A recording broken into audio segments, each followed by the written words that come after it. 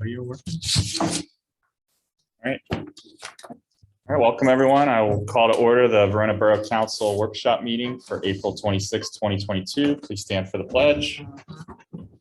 To the flag of the United States of America and to the republic for which it stands, one nation, under God, indivisible, with liberty and justice for all.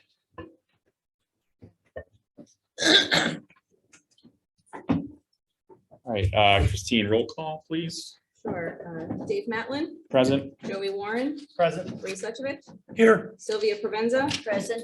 Trish Redzek Showalter, present, Vince Flota, I'm here. Rhoda Wharf, Present. David Recupero, Present. Christine D. present. All right, thank you. Do we have any emergency additional agenda items at this time from council or mayor or staff? All right, we will move on to comments from the public on agenda related items only. Council will hear comments from the public at this time on agenda related items only. Please approach the podium or raise your virtual hand. Clearly state your name and address and limit your comments to 3 minutes. Looking online, I don't see any hands raised virtually. All right, looks like we have one registered comment from the public. Jessica Varone to request use of council chambers June 15th at 7 p.m. for public safety meeting.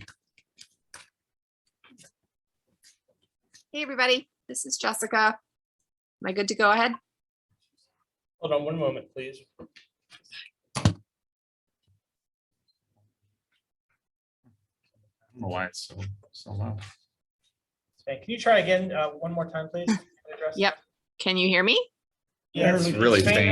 in our room here. Our volume's at full percent. We're full for the laptop and the projector. So give us 1 second, please. See if we can turn it up within the room. Your name and address, please. Jessica Varone, 722 Bruneau Street. We're good. We Yeah. better? Okay. Okay. Well, I'm here with hopefully an easy ask. I'm just on behalf of the Verona Community Group requesting use of the council chambers for a public community safety meeting on June 15th at 7 p.m. We've coordinated with the chief to have him join us. The goal is just to have an opportunity for the police to share updates with the public on any crimes that are happening in the community recently and how they're addressing public safety, and then have an opportunity likewise for the residents to share their concerns back with the police, and hopefully build some connections between our local police and our Verona residents. So there used to be a form to request use of chambers, so I guess that's not in existence anymore, but all I'm really here to do today is get the thumbs up from you guys to use the space that day. Anyone have any issues? It's not booked for anything else? Does anyone have a regularly scheduled What is meeting? the 15th? There's a meeting right before it, that's scheduled at 6 and should end at 7, and so 7 p.m. it would be available. I have no problem with it. Sounds great. Thanks for organizing. Yep. We'll take a vote. We don't need a vote. Do we? Or- You don't have to, but if you would, you'd do a motion first. I'll make the motion, they get the council chambers. Second. All right, motion by Mr. Suchovich, second by Ms. Provenza. Any questions or comments? All those in favor, please say aye. Aye. Any opposed? All right, motion passed. All right, thank you. You're all set for June 15th. Thanks. We have a virtual hand raised after registered. You want to wait till the end? Don't we usually do reverse order? If it was not as it was before, that may be what it is. Something on the agenda. Just that. Yeah, It's an agenda. Angela, do you have a comment on an agenda item? Yes. Okay, you can go ahead with your comment now. Okay, just very briefly, I was going over the Garden Club agreement that you'll be voting on this evening, and there's a mistake on number 9. which states, at the end of the season, the borough will take down the baskets and remove the plant material. The baskets will be placed at 328 Arch Street. It is the responsibility of the Garden Club to remove the baskets for storage, as the baskets will not be stored in borough-owned property. And 2 meetings ago, we discussed this subject, and it was agreed upon that they would allow us to leave them in the garage at Arch Street. No, that was not agreed to. It was agreed to that the DPW staff would empty the baskets for the garden club, given that the baskets are very heavy. Right? It was not agreed to that we would store the baskets.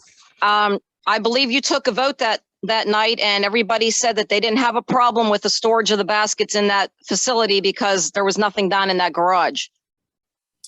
I based the edits off of what you and Kim had emailed to me, and then those were the things that were discussed in the last meeting, or 2 meetings ago.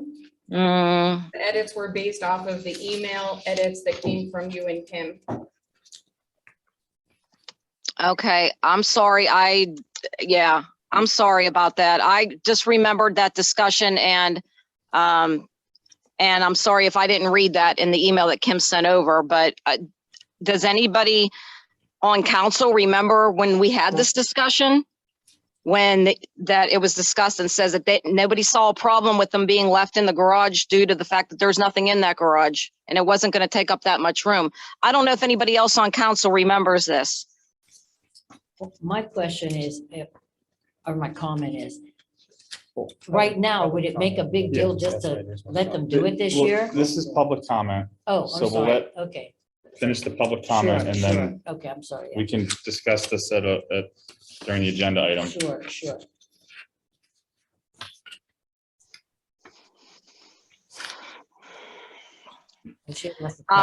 Yeah, I don't know if anybody remembers. I specifically remember the conversation where even Ray said, "Oh, I don't see what the problem would be leaving them in the borough garage down there because there's nothing down there and they didn't take up much room."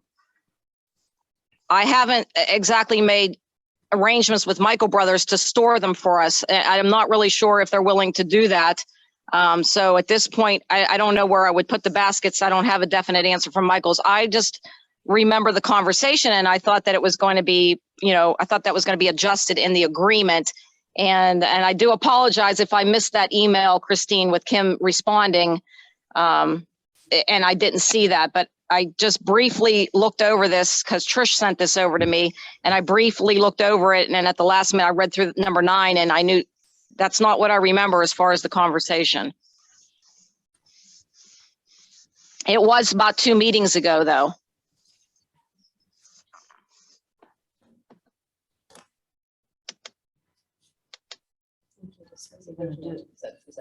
Yeah, I mean, all we can say at this point is that there'll be more discussion by council later in the meeting on this agenda topic. Unfortunately, we're not going to get into a back and forth during public comment session. So I appreciate. Okay, that's fine. Okay, I just wanted to bring that to light. Thank you so Yeah. much. We appreciate it. Thank you. Okay. All right, any other comments from the public on agenda items? No more virtual and no one in person. Okay. And next, we would have discussion items from advisory boards and commissions. There are none tonight. So moving on to the regular workshop discussion items. The first one is an update on street repair on 3rd Street by Christine Durant. So as you are aware, there's now a large void under 3rd Street in the 700 block. It was discovered at the end of last week when a plumber needed to open the street to repair a sewer lateral. And as soon as he opened up the road, it was discovered that there was a very large void. Public Works got called up to check it out. And it just happened that Matt was going to be in town with Campina on some other things. And so they went up and looked at it. And like basically what's going on with it. So right now, the void is, I have some approximate dimensions here from Matt. He estimates the void to be approximately 3/4 of the road width, about 16 feet wide and 20 feet long. and it still had some water in it. So it was hard to see the bottom, but he's estimating 6 to 7 feet in depth. This particular roadway has 3 to 4 inches of asphalt on top of an 8-inch slab of concrete. So the concrete was likely over-engineered at the time of that it was laid down, but that's also what's holding the road up now. Having said that, the concrete was never intended to be a bridge, which is what it's serving as at this point. So the road has been closed in that section. The fire department's been alerted, and I'll keep them apprised of the progress on it. And I also alerted County Hauling so they don't drive their garbage truck over it on Thursday morning, that's from the recycling truck. And of course, the police are aware that it was that it's closed off as well. And in terms of making the repair to this, I mean, I've been talking to Matt a lot about this. He says it's difficult to determine the actual cause of the void because it's probably been happening for many years, but just went undetected because of that 8-inch slab. Like I said, it's now acting as a bridge. We do know that there is some water entering the void from the other side of the street. And Oakmont Water is going to be assessing if it's a water leak from one of their lines or if it's a natural spring, but they aren't able to get in there and test if the water is fluorinated until after the road is opened more and it's safe for them to actually enter the void. Campino was asked for a quote, like I said, because he and Matt happen to be in the borough, and he has done work like this in the past here in the borough, most recently up on Parker Street a couple years back. And it's my understanding that if we decide to go with Campina tonight, that he could potentially start the repair this week with a caveat, provided that another subcontractor would be available, and I'll get to that in a second. We can get other quotes if it's the will of council to get additional ones. There is no immediate threat of street collapse per Matt's assessment because of that concrete slab. However, it's still important for us to make the repair quickly because in the void, there are 2 unsupported lines. One is a water line and the other one is a gas line. The water line is about like 6 or 7 feet unsupported, but the gas line is about 15 feet, which is pretty long for a pipe to be unsupported. So we don't want to cause any disturbance to the gas line by leaving it unsupported. And so in terms of the Campina quote, so for his work, it comes in at $11,680. It would also require another about $2,100 that we would have to pay out to a different company because with an 8-inch thick concrete slab, it does require specialized equipment to cut through that efficiently. And also because of the location of the gas line in particular, the plan would be for Campina to be holding the road basically in place while the saw company, I don't know what they're called, excuse me, actually did the sawing of the road. That way, when the piece of road broke free from cutting it, the piece would have been secured and won't just fall in and and hit the gas line or the water line and cause some damage. So that's where, you know, assuming that the company that does the sawing is available this week, then Campina could start as early as Friday. And if he can do that, he said he would expect to be finished by Wednesday next week, barring any like major unforeseen circumstance, like suddenly the void gets bigger, et cetera. Can you have that in on paper? Because any project that he's done in Verona, he's milked it for months on end. So it has to be on paper that, hey, you were saying in a week it's gonna be done. If it's not done in a week, then there's fines. Because when he was working on Second Street, I thought that was gonna be a lifelong project. Then the other project was the ball field, which was another lifelong. They had one guy working most of the time. So we have to put something, some restrictions or something on this. There should be a timeline. A time limit. A Okay, there we go. timeline, yes, and allow for unforeseen, Well, yeah. yeah, you know, givens. and also for rain delays also. And I'm not saying a month, I'm not No, saying no, 2 yeah, months, yeah. but something should be in place. And I've talked to Matt about that also, and he agreed. So as long as it's done. I have a question. Has Pampina finished the last project that they started last fall? Cribs? If he has anything to do, it's like less than half a day's worth of 'Cause stuff. he was 'cause I know supposed to be that finished in August last year. He was, I know that they were working on, when you flush too many of the toilets at the same time, the toilets don't flush properly. So I know they were up there last week. That's why they were there, playing around with the pressure. And then I think they just needed time to basically let people be up there all weekend flushing the toilet and seeing if, how it holds up. I personally feel uncomfortable giving him another job when he hasn't finished the previous one, and it was supposed to be done over a year ago, or a little less than a year ago. So is there any way we can get other bids? Just to compare them? I mean, if that's the will of council, then we can get other bids. Make a motion. I'll make a motion that we get a couple more bids for this. My only concern, okay, it's a motion. Is there a second? I'll second. Second. And then comment that, Yeah. I agree with your concerns, but I also feel that this is a pretty important public safety issue. So based off of what Rhoda and the mayor were saying, perhaps our solicitor could suggest some language we can add with regards to what is legal for a time frame or what we can hold them to, in which we would then pursue other courses of action. Well, if I may, before the solicitor answers that question, I'm not just talking about this company, I'm talking about any company. Sure. Yeah, I think as the professionals are the ones that are gonna guide you on what the timeline would be, but if there's a certain timeline that you want it done within 30 days, you could put that.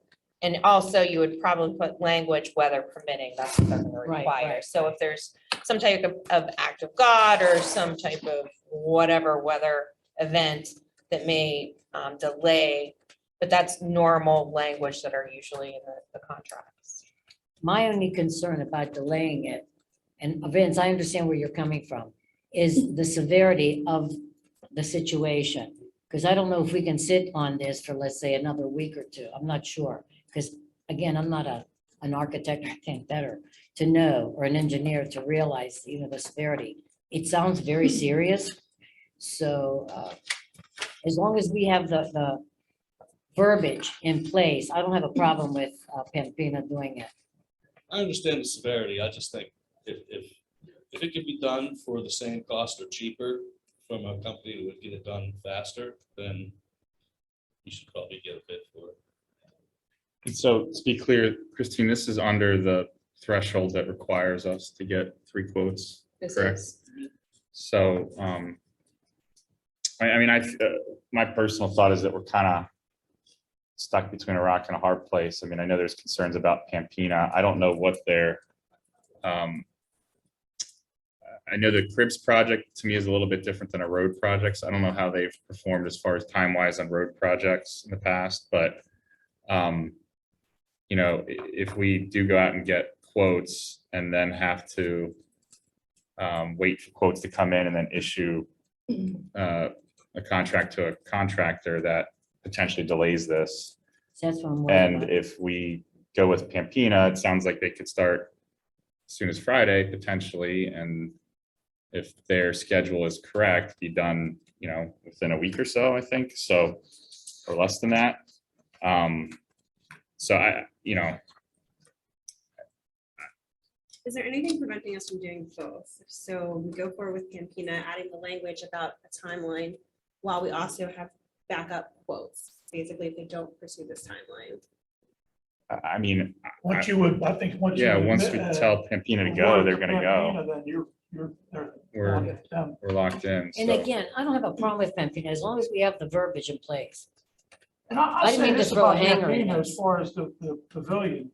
That was during the pandemic, and anytime I went up there and saw him, he was having a lot of problem getting materials. Mhm. I'm not sticking up for the guy, but I mean, he did the Parker Street project relatively, Lower Parker Street, remember, Mayor? He did that relatively quick. And Second Street, there was some snafus too. He had to wait for certain things. And understandably, yeah. I don't take a vote.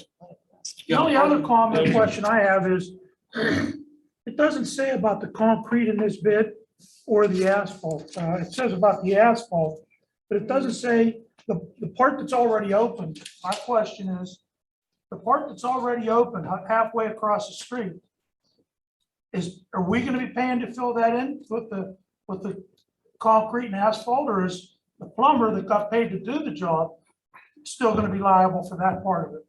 So that depends on how the borough wants to pursue it. So right now, the plumber did backfill to the best that he could.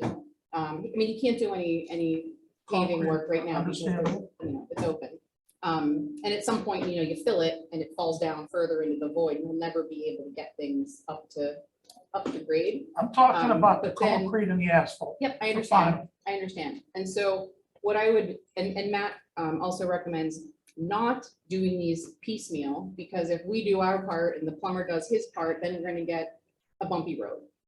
Because it would have been 2 patches instead of 1.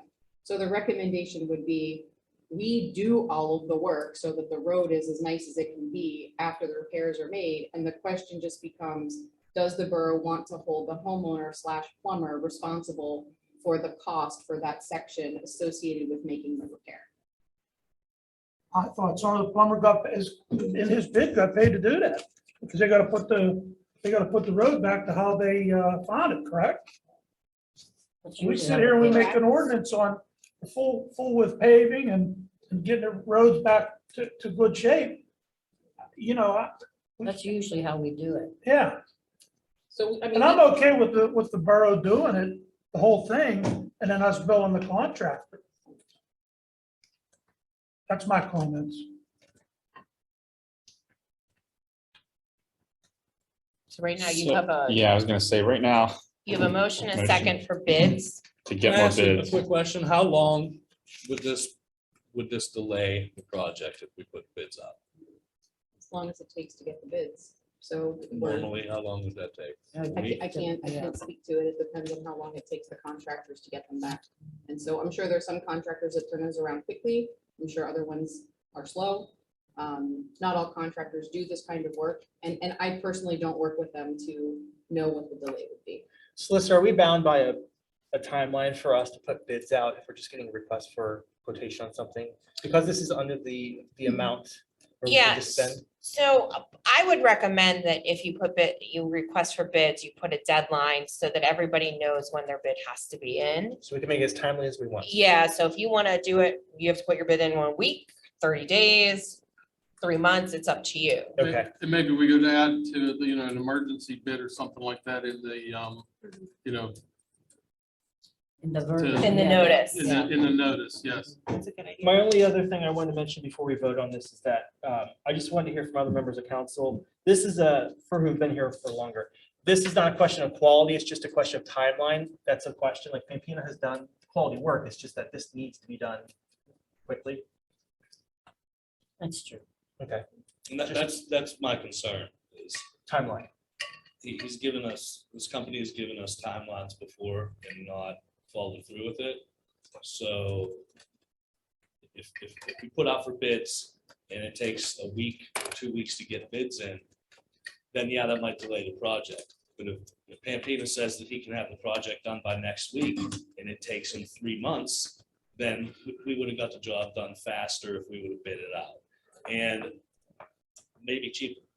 Well, what I'm saying is if they win the bid and they do the work, they do quality work. Like that's not They a do. It's question. not the Yes, question. okay.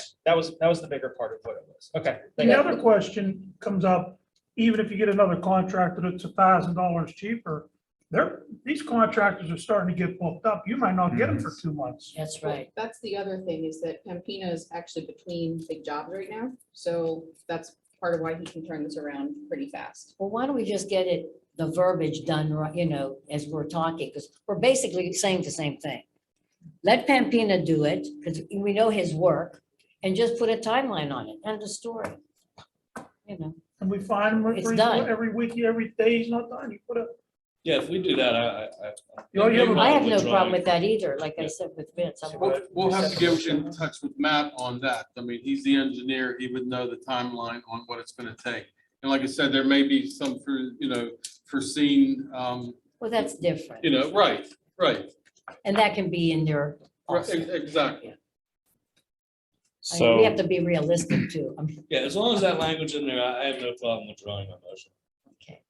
all right, so Vince, you're withdrawing your motion to get more bids. Trish, do you withdraw your second? Yes. Okay. As long as there's language in there stating when the project has to be completed. Exactly.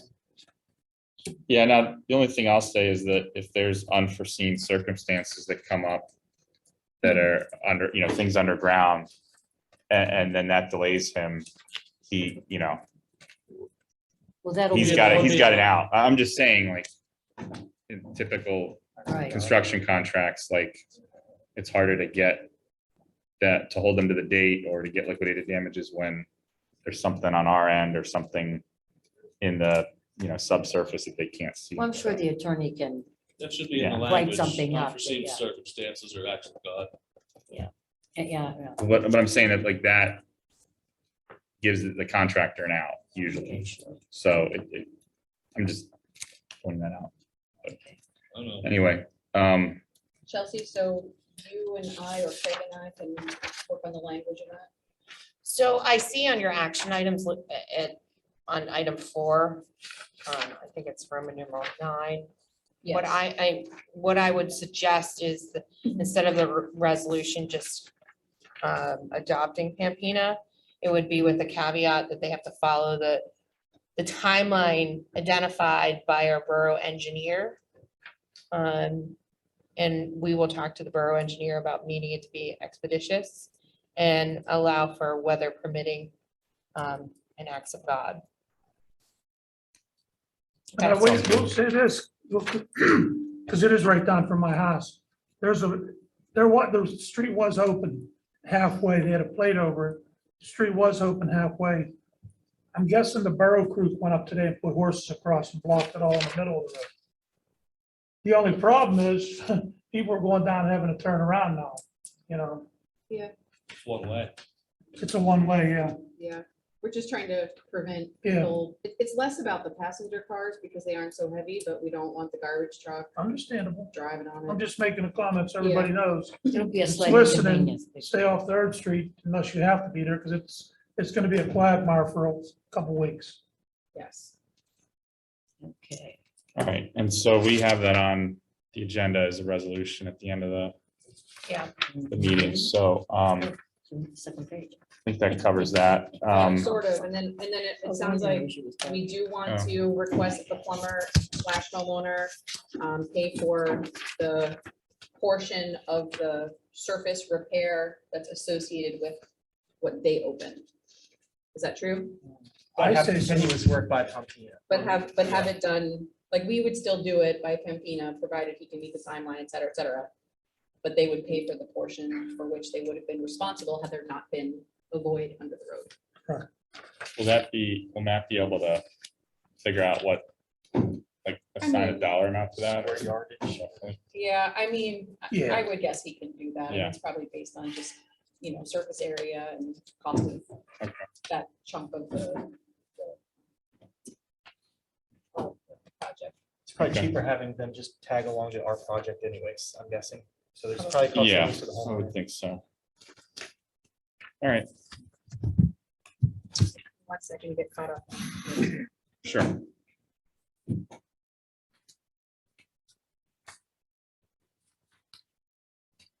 Okay. All right, do you want to go ahead with the second Yes. item? So the next item was, there's a request by Dory Tompa and her husband for the borough to vacate the dead end portion of James Street. And a little bit of history that I was able to get is that a few years ago, there was a request for the borough to vacate this portion, but there wasn't enough neighbor support to really make it happen. There was a small portion of the street that was vacated because the property lines on the road versus their property at 157 James. Like basically the road was in their yard and we had issued a building permit for a shed and the shed was in the street. And so a few years ago, we did vacate a part of the street that was basically their yard and where the shed was, but we didn't vacate all of the dead end part of the street. And so the request is coming in now that we do vacate the entire dead end portion. And now there is neighborly support, which is one of the, so there are two loose papers that came in over the last couple of days. One is an email from Dory sort of outlining her formal request for the borough to vacate the remaining portion of James Street, as well as, you know, some clipped neighbor, you know, just neighbors that wrote in support of this action. So you can see that there is support now. The process for the borough to vacate this portion of the road involves advertising an ordinance, as well as potentially a hearing if there is opposition. And Ms. Tompa stated that she and her husband are willing to pay for the advertising and surveying costs associated with the vacation process. I also want to mention, and Craig and I talked about this afternoon, he thought possibly that there were some lines, sanitary sewer lines or something that was in that area. There So are. if that's the case, we have to make sure that you guys get a right of way because you're still gonna need to be able to access those. You need to go in and maintain. Mayor, you remember when we talked about this a couple years ago when Dory Yeah. was here? Yeah. And that was a question about the sewer lines and that, and we discussed it, that we still needed to have access to all that. Well, Do they want to vacate that whole from Penn Street down? Is that what this is saying? Yeah. Yeah. So they want to take over that whole part? right, that was her intention, because we've never maintained it. No, I'm just Yeah. asking. So I know- And my proposal to the board, if you decide to do that, is, you know, in the contract or deed or whatever, the borough right of way, no building permitted on the property, you know, Just wanted because, yeah, and no boat or walking accessibility. Because there's probably what, about 25, 30-foot drop, Yeah, you know, straight down. That's probably what you Yeah, want to storm do is sewer. expand your Yeah, Five that foot storm soft sewer space. is right in the middle. Yeah, and you know what? Getting back to that shed, she put that shed up after. When you said that was borough property, that shed was not originally there. It might, I don't know the timeline on that, but I Yeah. can tell you that we issued a permit for it. Yeah, we did. I think that shed was there when we vacated the last time. There was a right? Yeah, the garage shed there. was there, but I'm saying not originally when she No, bought no, that no, property. but there was She a- put that shed There there. was a garage there. And they tore the garage down, then they put the new shed up. Well, she should have had that checked that it wasn't her property, or that it was supposedly borough property. I mean, things should have been looked into. I have a problem with starting to give property to anybody who's requesting it. Because if that's the case, I'd like the part behind the alley of my house. I would like that too, to expand my property. I mean, we have to watch how we do things. But we don't maintain it. We've never maintained it. There's nothing that much to maintain. Well, there's a home there, there's a business on the other side, and in the wintertime, you know, push the snow forward. It's nothing but dirt and, you know, some rocks. Does present a liability with the way we've handled that section of. the Well, street. maybe we can look into it, maybe seeing the liabilities and maybe remedying that. But just to, you know, hand over property, I don't think that's a good practice at all. You know, yeah, I just don't think. I don't feel comfortable doing it. I would suggest if we're gonna do it, if we're gonna look into it, we have it written up the correct way with, as far as the right of way, that if the road can't be barricaded off with guide rail or buildings been built above it, you know, we have to have access to our sewer lines and whatever lines might be there, and access to the river, you know, for whatever. Is there anything to Okay. consider with the Alcoasand transition that's upcoming? And we need to make sure that we're not doing anything that's gonna void any any sale or transaction. It's my understanding that's a storm sewer, not a sanitary sewer, because it does discharge directly into the river. It's a Storm 42 sewer is it's a probably- 42-inch pipe. It's probably 10 foot tall, that's storm sewer. Oh, It yeah. comes through Penn Hills. Yeah, you can walk through it. Yeah, when my father was a kid, they used to walk through it all the way up to the old police station. Yep. I want to know why this is an issue all of a sudden. Why is this an issue all of a sudden? I believe this has been brought up for like the last 5 or 6 years. But now there's full neighbor support, that's why. Isn't Christine, yeah, no. So Chelsea, if this is vacated, if I remember correctly, because we're vacating a portion of what's currently borough roadway, does it go It to? reverts to the property owner. So if depending, there's one on each side, so then it depending on how, it probably then if there's one on each side, they get to the middle of the road and okay. over. that's what I thought. I just wanted to check. Well, that's expanding her parcel. It is, yeah, So you're right. I'd like to expand my parcel in case I sell my house. How about that one? I think the issue here is that this is a section of, or like, the borough hasn't been maintaining it for decades. So Similar to the paper alley on Athletic that we had granted to the property owners where it was split, no one used it, no one maintained it on our side, and it was finally provided to them, and then they improved their driveways and, they landscape or whatever they do now. So I am in agreement that we shouldn't release, especially on paper, this looks like riverfront property, but it appears it's not as much of a gold mine in my eyes. It's more of, if the holdup was the neighbors at one point, and now that's done, and it's gonna alleviate our responsibility. I don't want to be held by owners to say, hey, you don't want to do that, start maintaining it. We have to start doing a stretch of road that doesn't make sense to do, and it's a battle of who's gonna own the property, then you really gotta own the property. That would be but I agree with you about just handing out property. Of course, we'd all like more property, but I think in this instance, I would see more benefit to granting this, similar to what we did last fall. yeah, and the reason why it's not lucrative riverfront property is because of the 42 inch, is that it? In the setback for Sewer the fencing and the buildings. If you look outlet. at how it's zoned, you probably can't do much there anyways. It's just more of, Well, I don't want to see a dock there.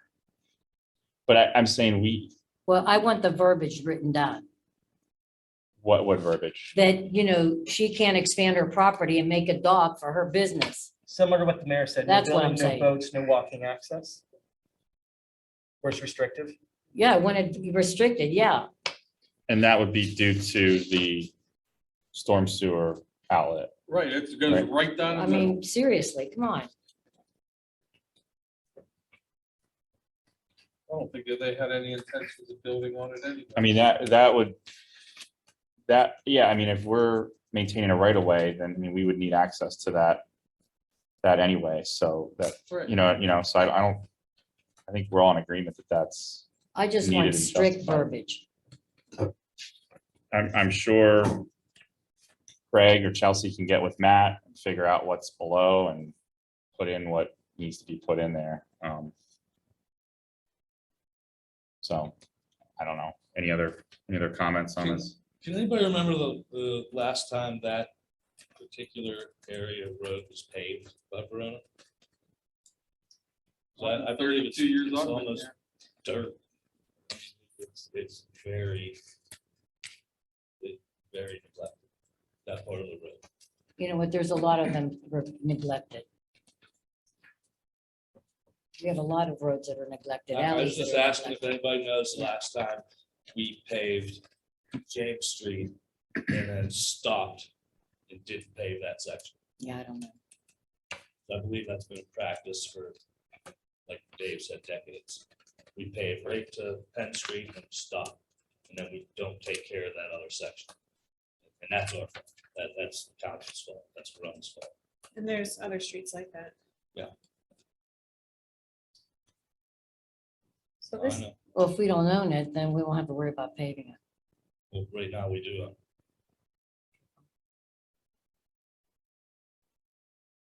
so this is not up for a vote tonight. This is really a get the pulse and kind of see if there are any additional questions. It seems like the two things are wanting to know where the infrastructure related to that storm sewer is located and having language in there to basically reserve the borough's right to access said infrastructure, and some language that discusses like basically what can happen then on the property, like for example, not building a building on top of said infrastructure.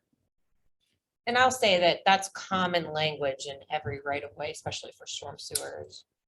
That we always say that you can't build anything on there. Mhm. The accessibility about not walking, that might be a different story. I think that we have to have we get access, but you saying you don't want people to walk on there, if they want to invite people to walk on the right of way on the, like as a walking trail, we might have a bigger issue with that.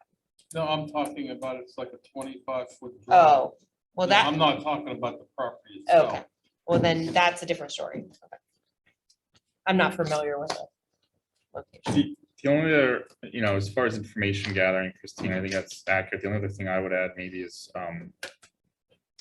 I don't know if you've talked to AJ or Matt at all about if there's any particular reason why we haven't maintained this for decades, if they happen to know. I mean, they may not, but Not spoken with them about that. I don't know if that would help council understand why we should or should not do this. But that's all I have to add. I would only have minor points of contention, but I could live with it. Yeah, I could live with it as well. So I'll get some more information and, once we have something written up that's like, can actually be reviewed and actually voted on, then it'll circle back.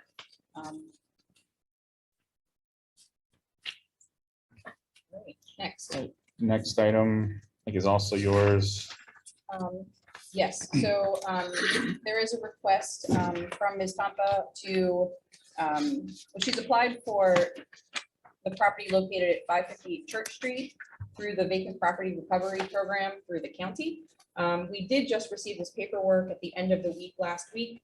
And it's in your packet. It's the section that's stapled. That's what has been provided. There is some paperwork that we would still need if we want to go through with this, as like, signing the authorizing the resolution. Then we have some paperwork that Mike needs to fill out as our code enforcement officer. And he would also need to do an inspection. So I actually spoke to him about this property today. And if there is a living current owner, which he doesn't think there is, then we need to get explicit permission from the owner to, go into the property, onto the property to conduct said inspection. If there is no living owner, which is what he thinks is a situation, then we actually need to apply for an administrative search warrant to be able to perform the inspection and determine whether the building actually needs to be condemned or if it's rehabable. And we would need to have a police officer and possibly Matt as well go out during that inspection, for engineering reasons. So anyway, I just put that out there as a thing related to finishing up that part of the application. And then if, and this property, I should also mention, just made it onto the hit list last meeting for Act 152 funds for demolition. That application's only going in officially like around now, and we won't know for, as long as the county takes to actually award those funds, whether or not we get any grant money to do those demolitions. So, but if it's taken off of the hit list and it gets rehabbed, then, that's from my perspective, a win for us, because then we have something on the tax rolls as opposed to a vacant lot. If it's deemed not rehabable because of whatever's going on interior structurally, then it's still on the hit list and, could be demolished. That has been on the hit list, if you will, for over 10 years. Exactly. When Matt, It and is Mike- ready. I mean, you could blow on it and it'll fall apart. Well, the biggest problem now is this morning I received a text with a picture, and I brought this up before from the neighbor. It's showing a rat on the street by the curb. There's a rat, and she said that there's a big problem with rats at that place. 556 and 558 have been on the Yes. radar for so many years. And if it was able to be repaired, I'm sure somebody that flips houses would have been there 10 years ago. I don't think it's a safe structure. And Mark Stanton, there's like 5,000 things nailed on the building saying how unsafe it is. So I don't know why can't Mike, read what was already done? I mean, he can, but he also, I mean, this gets back to, he didn't, like, all that stuff isn't his work. So there's that. So he has to start from scratch. Pretty much. Got it. Well, my issue right now is, I mean, we could talk about, whether let the person restore the house or tear it down, but, my issue right now is the rat problem.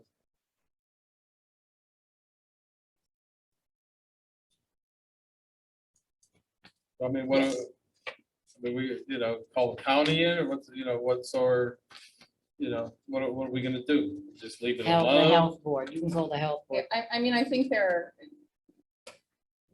if it gets demolished, we have an ordinance that says we exterminate before demolition to kill the critters living in there before they go to the neighbor's house.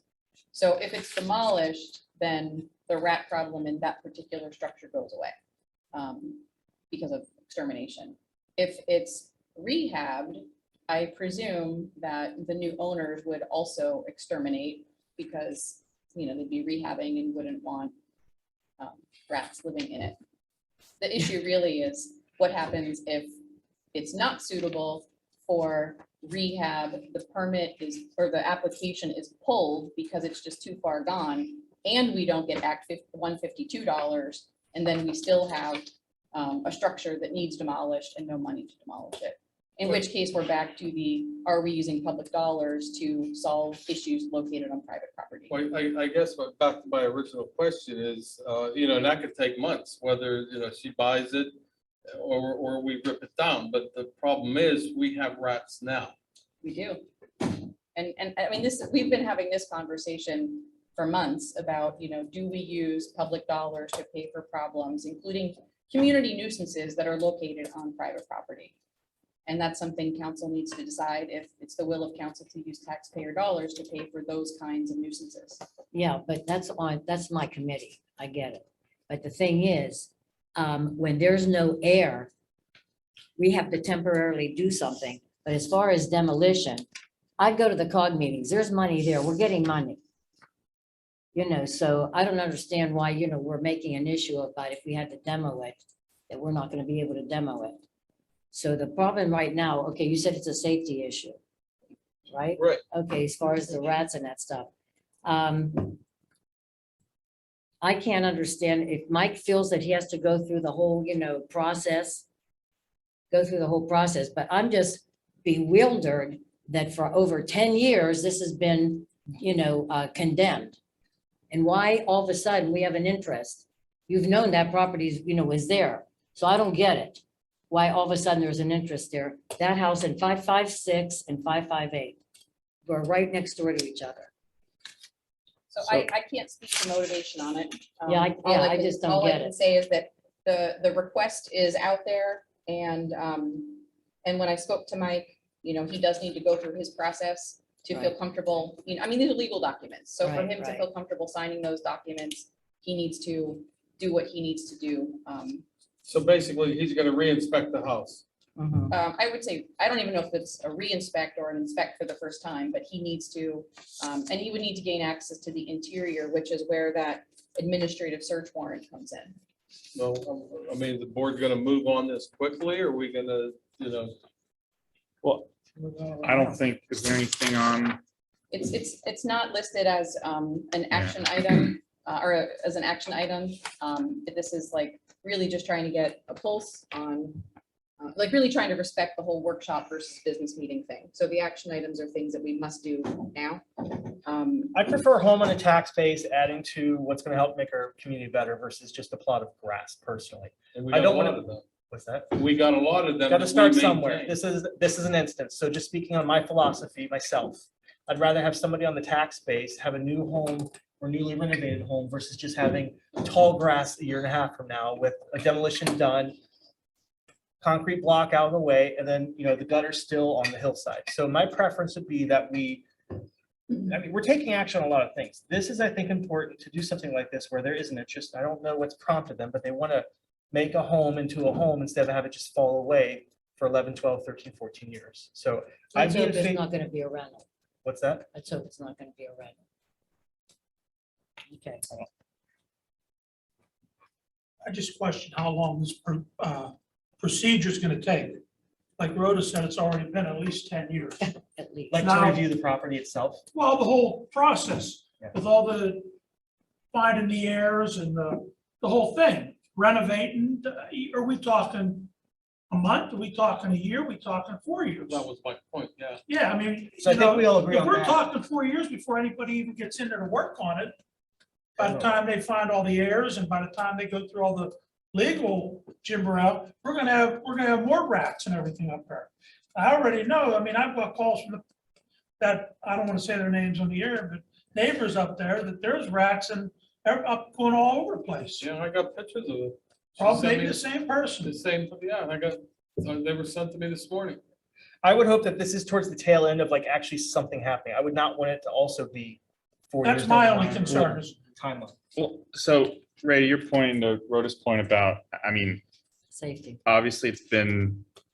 I know we can't worry about what vacant. happened 10 years ago. No, I Right. know, but I think part of that, is a longstanding problem that we're addressing this summer by having the intern work on, a vacant or blighted property database, because I think having that whole, comprehensive list or inventory of properties like this will help us decide in the future which properties to demo and which ones need it the most. Status. And then hopefully something like this doesn't fall through the cracks and gets neglected for so many years. But I mean, I'm just speaking generally, Right. but, Well, there's nothing I better think- than to get it back on the tax rolls. yeah, Well, so, sure. so, I- Whether it's a rental or it's a homeowner, Sure. you're still getting it renovated and back on the tax rolls. But my question is how long? yeah, and I think to that point, I think it seems like almost anything we do with this is either gonna cost time or money, because we already have the grant application in for the demo. If we end up going that route for whatever reason, it's gonna take time. I mean, we won't know.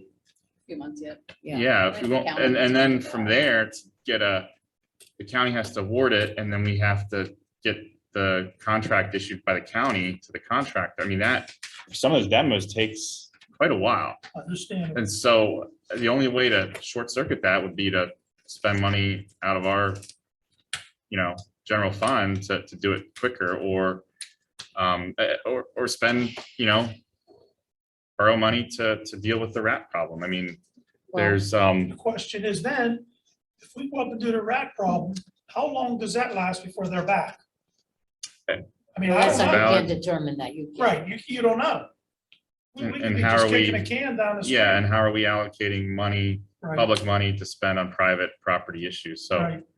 I think, to me, it seems like the first step would be to have Mike assess it. It looks like for the county's vacant property recovery program, Let's do having that. the borough or the municipal code enforcement officer or zoning officer inspect it. Mhm.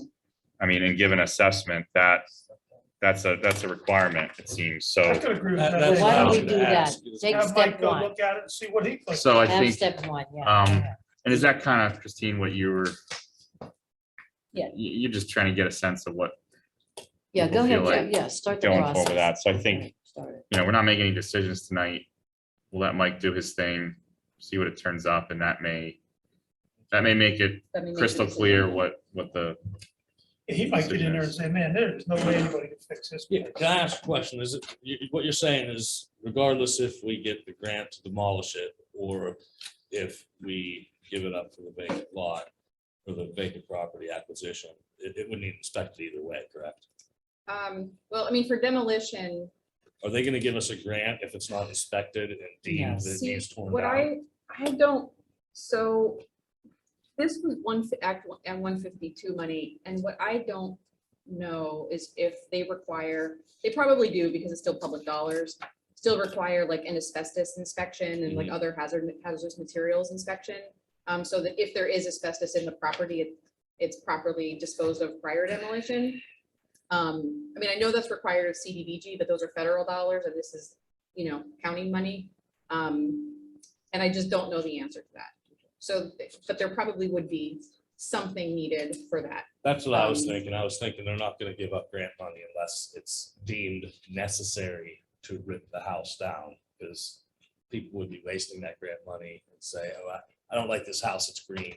Well, that's why you're You know, inspector, so Beautification. but you're It has to inspector. be deemed necessary to be ripped down in order for them to give up that money. I mean, I'm assuming. But Vince, your inspector demos or puts the signage up. Yeah. It's, you know, it's checked out by him. It's not like, hey, I go there and say. Well, "Yeah, that's this what I has to mean. go," yeah. It's gonna require an inspection. Oh, either yeah, way, Whether we get absolutely, the grant or whether we sell it to somebody, so. Mhm. Yeah, I think the issue would be who's doing the inspecting. So if it's, so right now it would be Mike to determine, and Matt with him as well, and potentially a police officer, going in there and inspecting for rehabability versus like structural Yeah. deficits and just make it, this just has to get torn down. So I think that's our first step. Let's do that as a first step, All yeah. right, I agree. great. Now, in parallel, was not able to find out anything from the county about the timeline for the vacant property. No, I can contact the county and see if they can provide a timeline. Thank you. I mean, I think, wouldn't they also be waiting on Mike's assessment though, before? They have to wait for rendering? So everybody. So the question is really, once after Mike's that, assessment once is that was finished the and everything's timeline, in, that's what you were asking?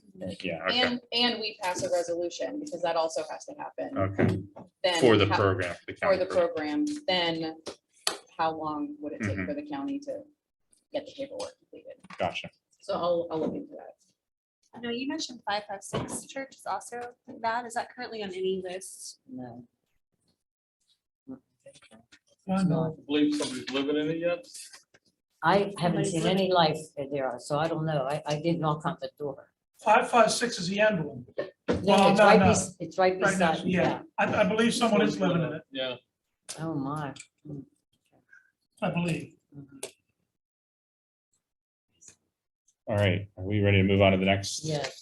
item, Christine? Yes. So, and this may be premature just because Vince, you'll be talking about park policies in a bit, but there was a request made for RCC to have their security deposit waived for the use of Cribbs Field and Railroad Park for summer camp. So, you know, that's out there as a thing, the request is made. We don't have an official policy on waiving security deposits. So we don't really need to discuss that in a second, because Vince, I think it'll be part of your thing, but let's just make sure we address it when we get to yours. Okay.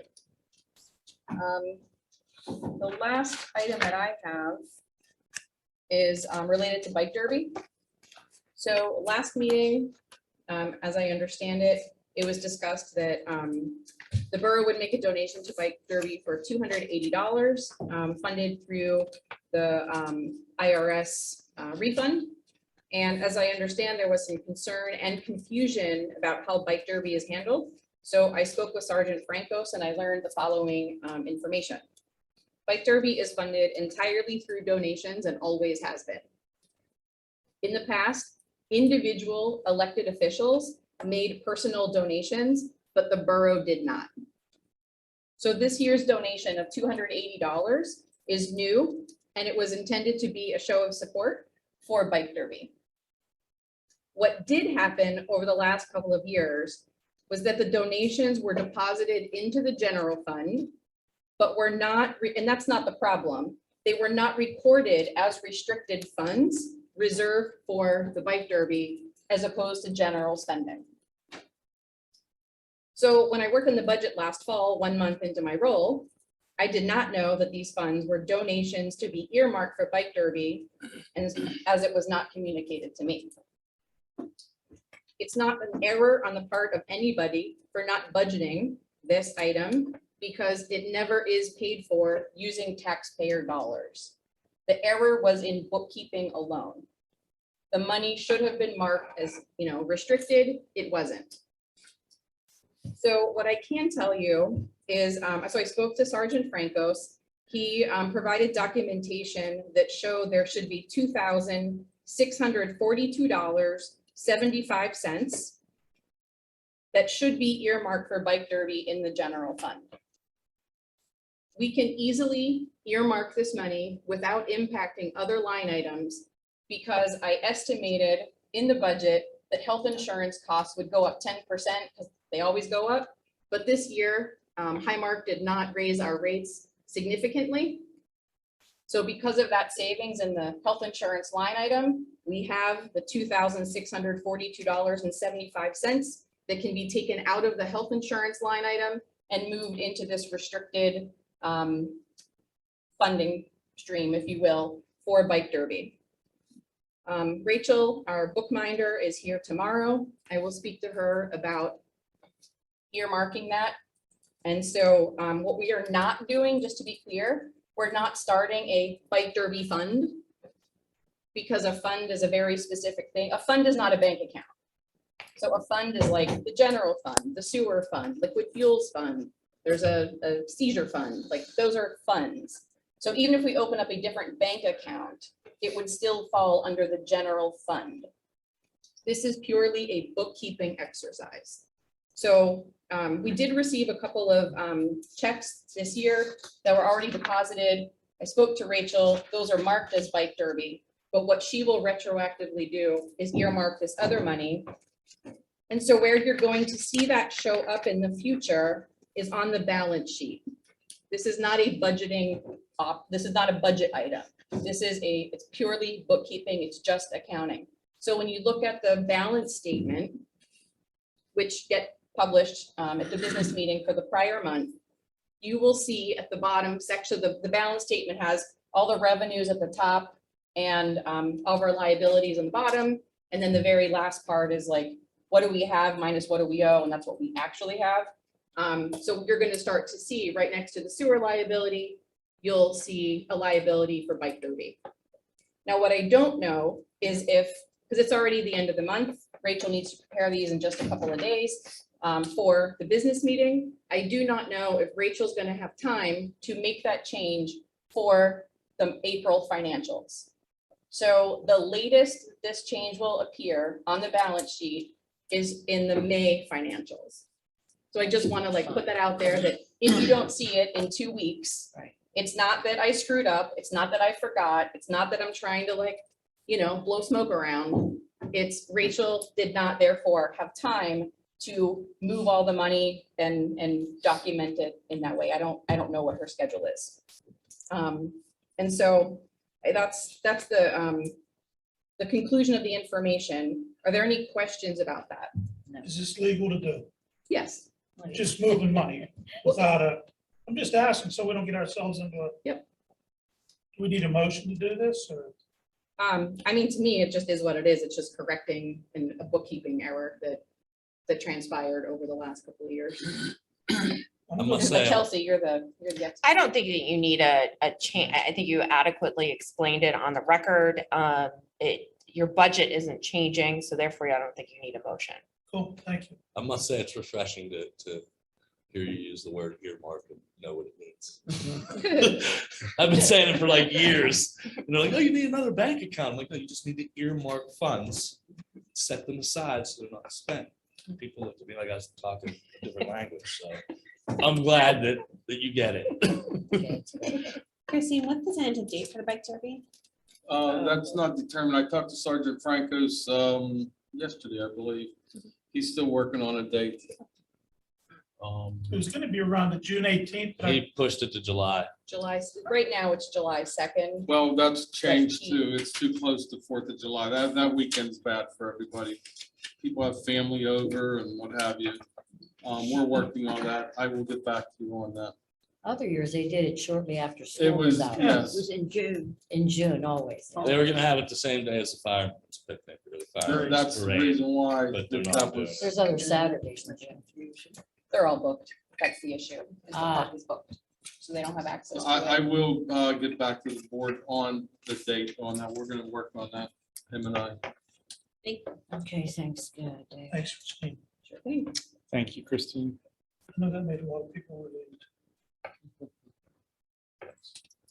All right, the next item is by Mayor Recupero, veto of the robotics resolution number 2022-46 from the last the April business meeting. The reason why I feel to veto it is I don't think that we need. First of all, I don't think there's enough information that we got on that robotic scanning of the road. I had, at the last meeting, I was under the impression that this robotic machine, I don't even know what it is, does it go on a car, is it handheld? Have no idea. I thought it not only did the length, width of the road, and, you know, also somehow did the depth of the asphalt that we have now, but apparently it doesn't. It just looks at the road and sees, I guess, sees how many cracks are in the road. And I mean, we could do that visually by ourselves. And even if it did come up from 1 to 3, 3 being a good road, 2 being a decent road, and 1 being a road in need, we don't have the money anyways to do it. You know, to repair any of the roads. And if it comes up 3 roads that need to be, you know, that are a 1, you know, you're putting out money for something that we really don't have. We haven't done roads in 2-3 years. And I understand we're doing what, a couple next year. I mean, we got alleys that are worse than a lot of the roads throughout the town. So therefore, on resolution 2022-46, I'm vetoing that. So Chelsea, what's the process? I mean, is he, It's a legislative act that you guys entered when rendering the, or enacting the ordinance at your last meeting, and the mayor has a right to veto it. If council desires to override the veto at your next voting meeting, you would have to vote and have a super majority. So you'd have to have 5 members vote in favor of overriding the veto. We Does it can't do matter that that it now. was a resolution? You can't do it now. It's You a have to, workshop, okay. Does it matter that it was a resolution and not an ordinance? it does not matter. It's just a legislative act. Okay. So resolution or an ordinance, it doesn't matter what type it is. Okay, on the I other. actually have a comment for that one while we're in workshop, if I could please. sure, go ahead. So the company name is Roadbotics. It's not robotics that we're getting. It's literally a business called Roadbotics, who's internationally known, works with hundreds of municipalities. This $1,800 investment is from a $4,000 windfall from our taxes not being done correctly in years past. That fortunately, with the windfall of this, we've been able to apply to a couple of places that were recommended through our Committee of Finance for all of council. About a half hour ago, we were debating when did we last pave James Street, and meetings from now, we're going to ask when did we last pave this alley or this street or this corner. We've had 2 sinkholes in 3 years. We have 9 miles of roads, 3 miles of alleys, and for us to invest $1,800, $1,300 in a program that will audit our entire community without using a piece of paper and a pencil, for us to quickly look up in a meeting 3-4 years from now, when did we last pave it? What surface did we use? What was the condition prior? Is there a gas line or a water line beneath it? Is there a sewer beneath it? I think it's one of the best uses of $1,300 that we could do. I would liken this to us right now debating what recipe and what ingredients we need for a meal, because we know we're going to be hungry later today or tomorrow, and us not taking the time right now to look in our pantry, look in our refrigerator and start budgeting for what ingredients we're going to have. So I'm fully in favor of this still. I look forward to a vote next month. So you're saying that this Roadbotics tells what lines are underneath the road? what It will be the able to gas be- line and the It'll be water able to be line? cross-referenced with what we already have within our system, that our engineer will be able to use them as layers, so we can understand what part of the road and what corner of the community has different infrastructure within it. So this will be one layer added to our infrastructure assessment that will allow us to see a holistic view of our community. It's like an MRI. So for all of our, You for know. all of our recent complaints, we had past council members literally come in and drop a bag of asphalt right there, complaining about their alley, and we haven't done anything about it. So in response to people that demand that we have better roads and alleys, I agree with them. And to agree with them, we have to take next steps. I thought a $4,000 windfall, using $1,300 of that as a first step, would be a common ground that we could agree that instead of me hearing a lot of complaints from one or two neighbors, having something that's unbiased grade these for us. So the rating system itself allows us to say, these hot spots within this part of your community really need to be focused on. This is bad, but that's worse. So we can start tackling that's worse versus the people that take the time to join our 3 to 5 hour meetings and, complain about where they immediately see issue. So this is the most judicious way to unbiasedly audit our system. And if we do pass this, 5 years from now, we'll be able to be in a meeting in a real time, somebody take a look at whatever road you mentioned and say, that's actually not been paved in the last 5 years. Historically, we have notes on it, and then we can update it. Or it gets paved, we can then upload and say, this stretch of road has been paved. So as people start asking us over the years, what are you doing with my tax money? How come you haven't paved my street? How come you paved that street? We don't have to complain and argue back and forth. There's no emotion in it. It's factual. So as I said, I stand firm with this is one of the better uses for $4,003 that came to us because of An error. an error that allowed us for a windfall to fortunately have things like this, like the bike derby, and the other two pieces, which all coincides together. So I wanted to mention that on public record before we go into the business meeting so that we all understand this in the workshop. I have a couple questions about it also. You said it shows all the layers. Does the robotics actually do that, or does the mapping software do that? It captures that for you. So Well, it'll- no, I'll answer that. sure. So the robotics does not, it doesn't like scan under the road and tell you what's under there. The output of this, well, there are several outputs, but one of the outputs is a map, and they're called layers. So I don't know if you ever use mapping software, but they're layers, and then you can literally layer them on top of each other so that you can see this road is terrible and there's a gas line underneath of it. And so, we could say, hey, People's Gas, do you have work to do under there? Because we're paving this road this year and we want you to do your work now. But that's the mapping software. And correct? so that's related to the mapping software. Now, a lot of that the infrastructure maps like sanitary sewer, storm sewer, things like that, Senate Engineering has those. So we would be able to, if we had the mapping software, which I know we're talking about next, we would be able to get those layers from Senate Engineering, overlap it with the output of this particular, of robotics, and be able to do that comparison. So robotics provides one layer. They the provide, top layer. that's one of the outputs is one layer. Mhm. The other output, and the layer comes in two different forms. There's one map that shows street segments, which are typically intersection to intersection, color coded using a scale of 1 to 5, 1 being great, 5 being not great at all, and gradations in between. And so and the way they get that is the software is actually an app installed in the phone, stick it in the dashboard, you drive around town, and it records images of every 10-foot section of roadway. Then the artificial intelligence codes each 10-foot section of roadway. And then it comes up with 2 scores. One is a score just for the 10-foot section. And then another one is an average score from intersection to intersection. So the 2 map outputs actually.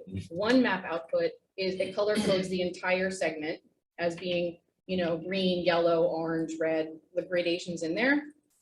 But then there's also a dot output. So instead of showing just one solid line, let's say a road segment's like 100 feet, then there are 10-foot segments in there, so 10 dots. So it'll give you an output showing 10 dots, color coding each of the 10 dots. So you would know on this street, green, green, green, green, red, green, green, green, green. So you really just need to repair that one little stretch instead of the whole thing, because that one little section is gonna, you know, I mean, it's just averaging. So if you have one bad section out of 10, then that's not gonna distort it and make the road bad. And so the other thing that this does, because it's able to, I mean, it's looked at like literally millions of 10-foot sections of roadway. It's able to tell how, basically how degraded is the road. And so part of road maintenance is not just paving, it could also be crack sealing or surface, like entire surface sealing, or maybe just, you know, replacement of a section, but not the whole entire road. And so from my perspective, like, I agree, we don't have a ton of money for paving, but maybe we have money for sealing. Maybe we can preserve the roads that we do have at a lesser cost and keep the good roads good for a little bit longer. Or if they're roads that are like kind of creeping up on, you know, a 3 or a 4, maybe we can do something else so they don't get to a 5 in the next couple of years. And then we use the paving dollars to deal with the roads that are actually 5s.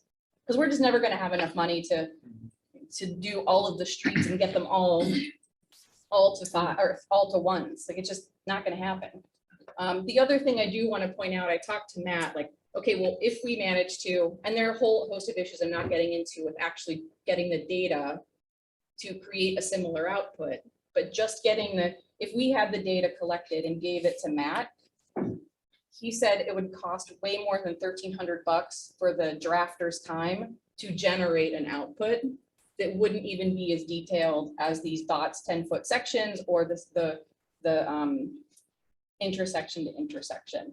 So if we are interested in knowing the condition of the roadways and how we should prioritize paving streets and where different maintenance methods are more appropriate, then the most cost-effective method is going through robotics, because this is an engineering task, and, you know, Senate charges $127 an hour. So, you know, we're looking at 10 hours of engineering, and it'll cost way more than that to inventory it with a human. That leads into my next question. Wasn't it brought up a while back that there's free training available for DPW to assess these roads? So they did attend the training. Well, AJ did anyway. The other guys were doing borough business. And he reported that most of the techniques discussed in there are really suited for rural communities. And so we can't tar and chip. We can't do some of that other stuff because, you know, we have higher traffic roads. Additionally, it is engineering work, and our public works guys are awesome. And they're not engineers. I just thought they were Yeah, trained on that to assess the roads themselves, and if they can do it, then that's the cheapest way, I would think. There was a follow-up training that would be more specific to Verona. They'd come here, but I was hoping we could discuss that later, whether or not that's something we still want them to pursue. Yeah, and This that- is more sophisticated. It also gets into personnel issues and what's in contracts, et cetera, et cetera. So we would have to reserve that for an executive session.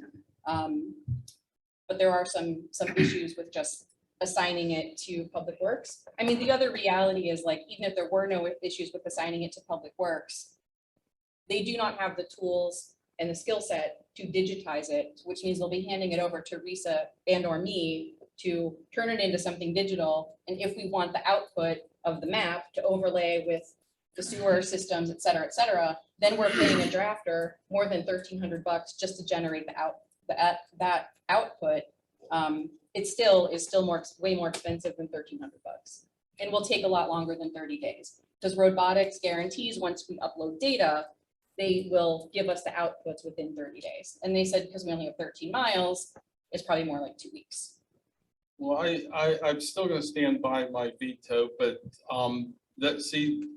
and some of you also mentioned it before that we didn't have enough information on it. The last meeting, we hardly had any information on what exactly this was. And I'd like to ask Matt if he could bring in an example to show everybody exactly what it does at the next meeting.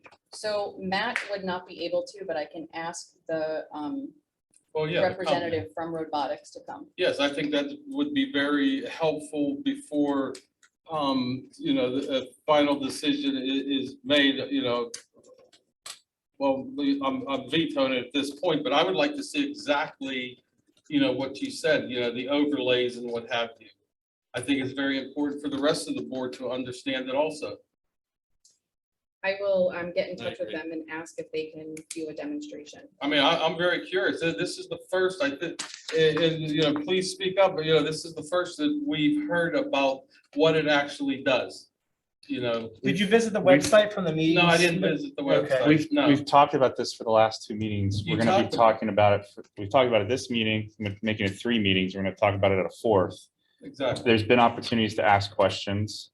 Well, I think it would be very important to see exactly what it does, so everybody has a better understanding of it. And that's fine. I think a demo would be great. Exactly. I would just encourage anyone else on council, and I'll just go around the room because, we had a split vote and the mayor's vetoing this. And I think if there's questions, this is the time to ask them if there's more information needed, because I did hear from some of you that you needed more information at the last meeting.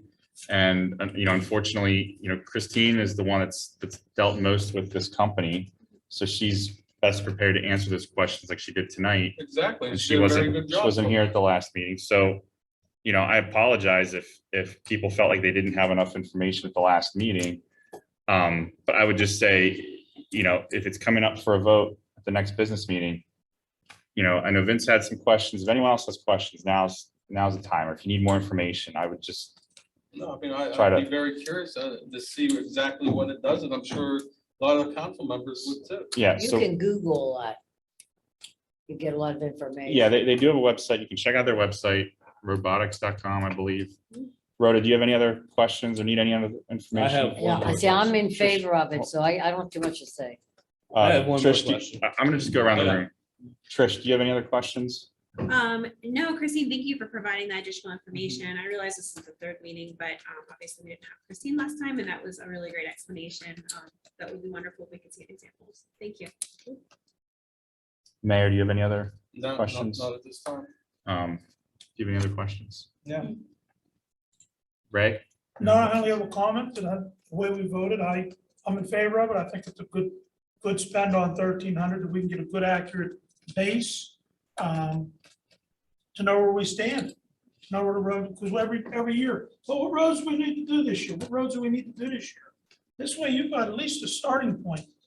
So I think it's a good thing, and I think it's a good use of our extra little bit of money we got in. That's all. Thank you. Thank you. Sylvia, do you have any other questions or need any other information? I want to thank Christine. I think you did a very good job explaining, Christine. I didn't fully understand it when it first was put out to us, but sounds like a very positive thing. And it will probably come out cheaper than manpower would. Manpower is not cheap. So I thank you for that very good explanation. Vince, do you have any other questions? Yeah, I want to, thank you, Christine. That was very enlightening and very informative. My question is more toward the GIS mapping software. So we'll get to that next. That's a Well, separate it's item. tied to this. Okay. It's not only compatible with robotics, right? You can do whatever you want with it. I mean, you can map like, So if we were to survey our roads in another way, you could still put that information into the GIS software. It's not singled out to only using. you can, Robotics. but creating that layer is time intensive. Because it's basically a manual process. I just want to make sure everybody. It's kind of is getting aware. vector artwork, and you can take whatever programs you use, and there's comparable programs to open, use, and manipulate. Yeah, so we could put that information into the GIS software by not using robotics. You could, it would just cost more money. Yeah, and I'm because- just asking if but it yes, could you be done. You can, I mean, to be clear, you could map you could map like who gives out full-size candy bars at Halloween. Okay. Like, I just want to make sure, I'm coming to your guys. I just want to make sure these aren't tied together. It's not like They're you not have to tied. buy them both for No. it to work. No. Okay, They are separate. that's but what they- I thought, but I didn't want to assume, so. Yep, thank they're separate, but they play nicely. you. Okay, So what you're saying, Vince, is that's only tied into the robotics? no, what they're saying is we could get the GIS mapping software and put the information in about the road assessments another way without using robotics, it would cost more money because we'd have to we'd have to put in the data ourselves and put in the mapping ourselves, and it would be faster and cheaper if we did get the robotics. It wouldn't be cost To match effective. this. That wouldn't be cost effective. Right. I just want to make sure that there wasn't a cheaper or easier way to do it without just jumping in head first and saying, hey, this is the greatest thing, because I deal with computers all the time. There's a lot of programs out there that look great until you get them, and then you realize that they weren't as great as you thought. Sounded So, too good to be true. Yeah, Yes, and- yes, and yes. usually Does everybody it's- know what GIS is? What is it? Spencer, are you familiar with GIS? I looked it up. Everybody familiar with What it? is it? It's geographically based information that allows you, just based on geography, put points and places together for you to see. Similar to how it was explained earlier, just one more thing that I'm done for the software itself. Somebody mentioned it being like an MRI. So you might have your skeletal system, you have your muscular system, you have your arteries, you have your blood flow, you have all those things. We're able to then see the outer layer, but you can also then see deeper other layers. So having a software system that allows you to read all the pieces together so you can see a holistic view. Are we So at the this G- is, this geographic plotting of the surface layer is one of the many ways that we can use it. Or compile a view of our town. I work with Adobe Illustrator, so it's Well, Along those on lines. that note, the resolution 2022-47, I'm gonna veto that also. I'd like to see, Christine, the information and look at it, for the, until the next meeting. Okay, If we pass So- something unanimously, how's that work for vetoing? If all council's in favor of it, solicitor, what's that mean if we all want it and then it gets vetoed? The veto stands until the next meeting and then you revote. And then you'd have to have still 5 individuals vote in favor of it to pass it. And I also can resend that also at the next meeting. Am I correct? Well, after a veto and then it's been adopted, give me 1 second. I just want to look at the statute. I apologize.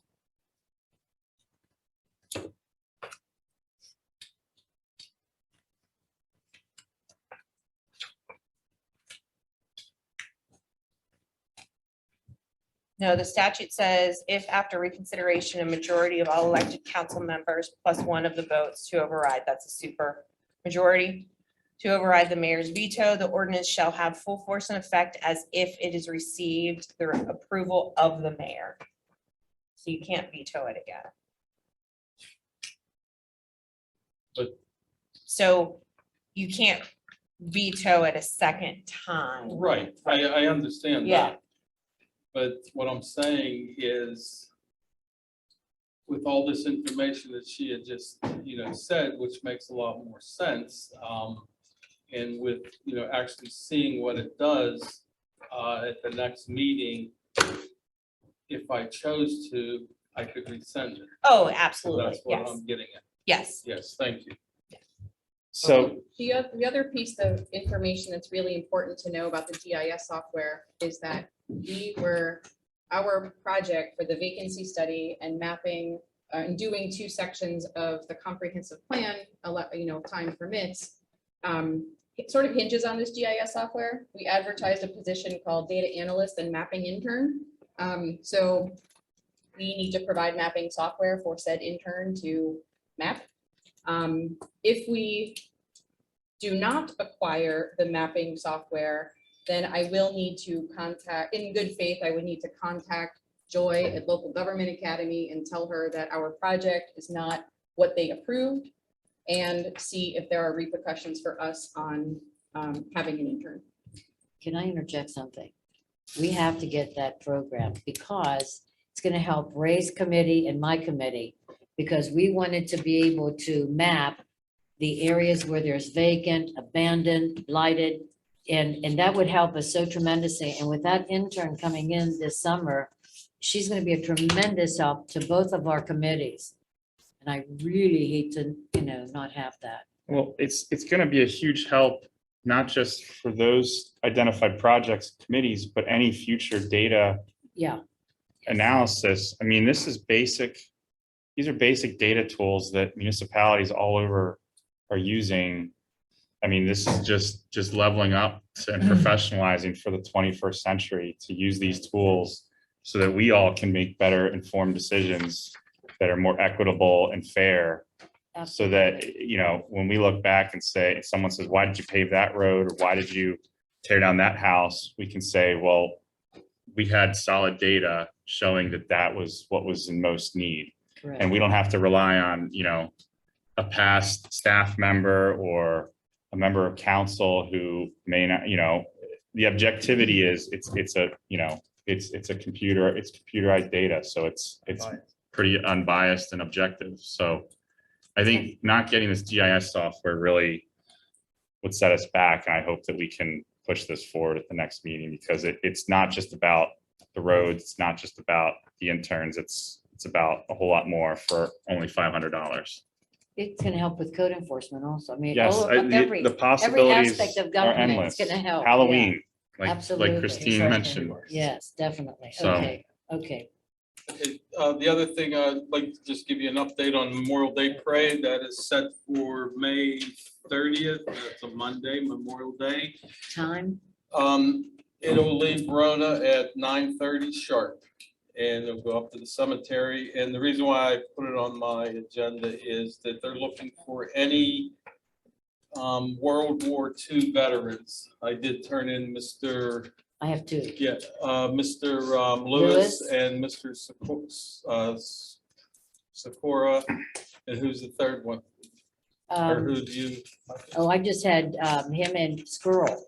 That's Mr. it, yeah. Squirrel. I Yeah, I said his name wrong. yeah, it's all right. Yeah. Those are my only two. And they're on the agenda for the Good. parade, but they had asked me, because I'm on the committee, to, if anybody out there knows any local World War II veterans, please let me know. So we could, if they would like to be in the parade. You said 9:30 at Ian Miller's. We're gonna start there again. The parade's the lineup's gonna be at 9 o'clock. The parade is leaving at 9:30 sharp. On East Railroad Avenue, it'll be blocked off the road. And Who do we contact? You? you can contact me, If we yeah, wanna be in the parade? yeah, Okay, I'll pass it along. okay. And I don't see it on my agenda here, but I did put it in. The chief called me the other day and says, the county is gonna be working on Verona Road. And they wanted to detour traffic down Shannon Road, up Second Street and down South Avenue is what he had said. And I said, absolutely not. Because it's, it's gonna go past the school and what have you. And it's just gonna bring a lot more traffic into Verona. And they said that was fine. They're gonna detour down to Sandy Creek Road. But you're still gonna get people familiar, from, this area that's gonna detour through Verona. So if you see an increase of traffic, and I forgot what date he told me. I did try to contact him today, but I didn't get no answer. Christine, do you know the date that's gonna be shut down? I do not, I didn't take that phone call. I would need to. It's supposed to be like 3 to 4 weeks it's going to be shut down. What's the work for? I have no idea. We didn't get that for, I tried, like I said, I tried to call, he didn't call me back, text me back. But I'll have more information and I can text everybody and put it on the website and what have you. Like it says, they're going to detour the traffic down Sandy Creek, not through Verona, but you're still gonna get the local people that know the area that's gonna come through, so there may be some, traffic. And I'm talking, large vehicles also that were gonna come through the town, but we can't handle that. Those All hours of the day, or is this for all work hours hours? of the day. It's gonna be closed like 3 to 4 weeks, he said, the chief said. I have no idea what they're doing or which part of Verona Road, but it was gonna affect Verona itself. You don't want tractor trailers going on South Avenue. No way. They'll never No. get through. That's when they. No, so Maybe we that's could- why I said no, but I'll keep you informed here. Have you ever deterred traffic like that before, where you have like a Jersey barrier and then a staggered one so that a semi can't go that far? Because I have witnessed a semi go down an Aspen wall off First Street next to Freeport and try to back up and then pop the fire hydrant out and then Oh. water just shoots. So I know semis will just follow a map or the drivers. Yeah, well, that's So I don't know if why, there's something you can do to deter them where there's no way to turn on the south, because I don't. know well, if they'll mostly make that. trucks, they'll follow truck routes. They're not familiar with the area. You know, a lot of them that, hopefully they'll follow the detour. Well, can we call PennDOT? or the It's a county, state it's or a the county road, yeah. Or maybe we can call them. and Yeah, say, I don't "Hey, understand why. That's their responsibility. That's what I don't understand, why they want to detour through our town. Because if you're gonna detour down Shannon Road, you just detour them down to Wildwood Avenue. Yeah, could do that. But apparently they may be working at that end. I have no idea. I'll have to find more information on They that. could go back up Verona Road. Can I have one more question? Did Christine, did the water company ever get permits for Jones Street? I believe they did. I would need to check the file tomorrow morning to speak with certainty, but I'm pretty sure they And did. if you get with Matt, when they do fix that, it needs to be, not just patched, it needs to be, like a section to where they did it, because they did like 3 on this side and 2 over here in the same area. They need to cut the whole section out and make one solid patch. Yeah, I did. I'd have to look and see the dates on it too, to know whether we squeaked in with the full width paving ordinance on that. I did send them the ordinance that was just passed, but I need to see if they're legally obligated to because of. Well, the old ordinance did say 30 days, whether, that was our ordinance. Yeah, I would just need to check. Yeah, They need to fill that hole in on Third Street too, to broke over winter. yeah. It's sinking down pretty bad. It is. Right from my, That's Bob's right. house. Well, if I may, I think, you ought to pull all the permits and have the street department, just check every one of them. We already did that.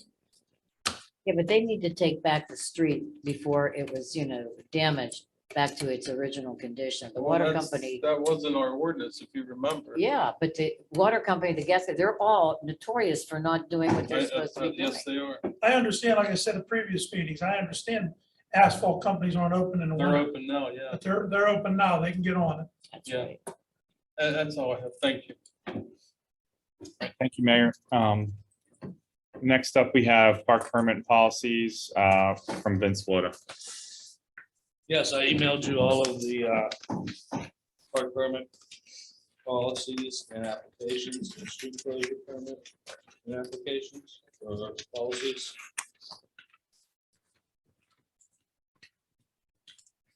Our committee is meeting tomorrow. So if anybody has any concerns about this, let me know now so I can bring it up in our committee meeting tomorrow. So which document do you want to, there's We'll several. start with the park permit application policies. Okay, so everyone should have There that are in 2 your pages packet. missing from this. And that's just the second page of the park permit application policies. When you sign it, I don't know why it wasn't printed out.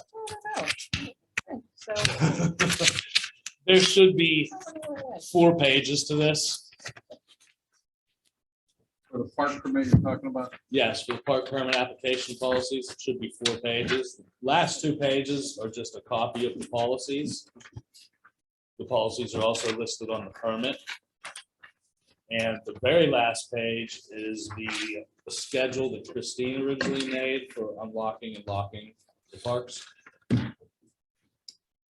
It's like this. I believe we talked about this many, many times.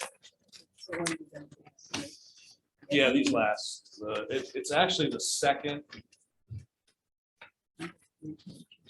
Yeah, I don't know why I don't know why it didn't all Print. print. I know it's print and it I just came noticed out. it right now. Yeah, so it's missing the second page of the park permit application policies.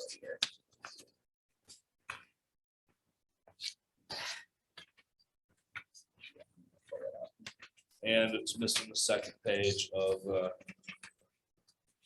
it's missing the second page of the park policies and the second page of the park permit application. Yeah, so when can you let me share? Yeah, you don't have.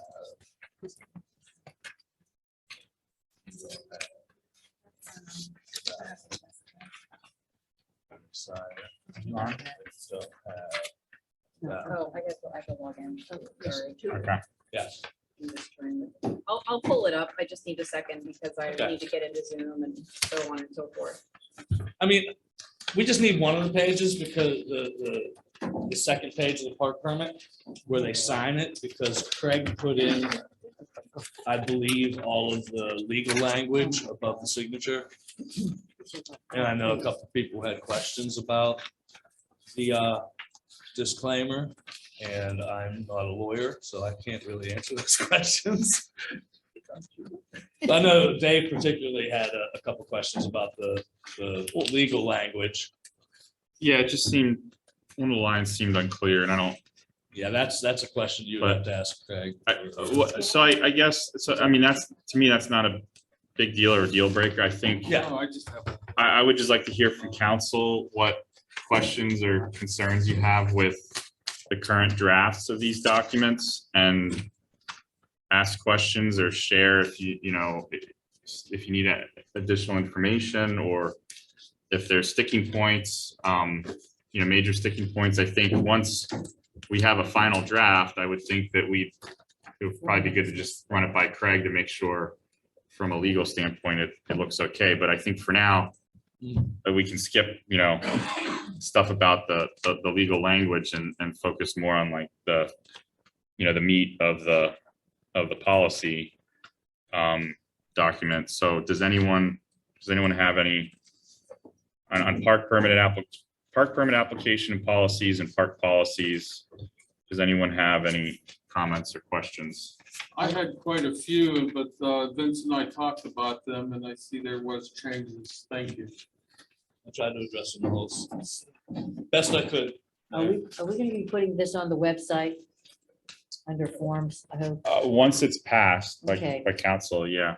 Okay. So I want to add a caveat to that though, because the forms on the new website will not be the same as the forms on the current website. So the content will be captured in the forms, but it will not be like this form that is up on the website. It'll be one of the web-based forms so that then payment can be accepted and that kind of thing. Okay. We'll have drop down menus and stuff, I assume. Yeah, all that stuff. Yeah. Vince, which is the one, what's the one called that you're looking at right now? Park permit application. I think I spelled it wrong on the save file, so it's PEM.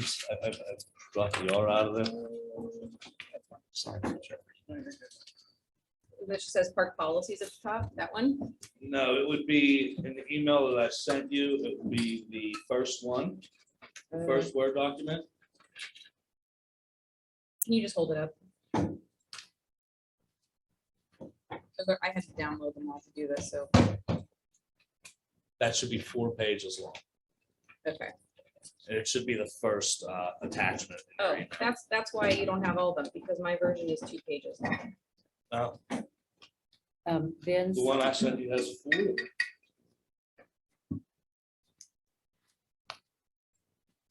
Oh, no, it has 2. You're right. But you didn't print the second page of that. Okay, so this one, Good, Rhoda. number 20, this is picky. The one word foreman is misspelled. You need an E in there. Yeah. On which page? Page 1. Down at the bottom, number 20, On park permit? it's park policies. Forgive me, are you on the other page? I'm sorry. I'm just skimming through this.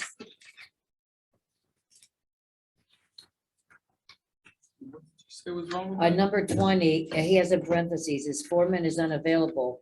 He needs to add an E there. Oh, on I knew format. that's picky, forgive me, but I I just just thought, typed it too quick. that's Yeah. okay. I just thought it would be good to have everything spelled correct. You mean under unavailable? DPW foreman Well, of police. if foreman is unavailable, yeah. It's spelled right the first time. Yes, it did.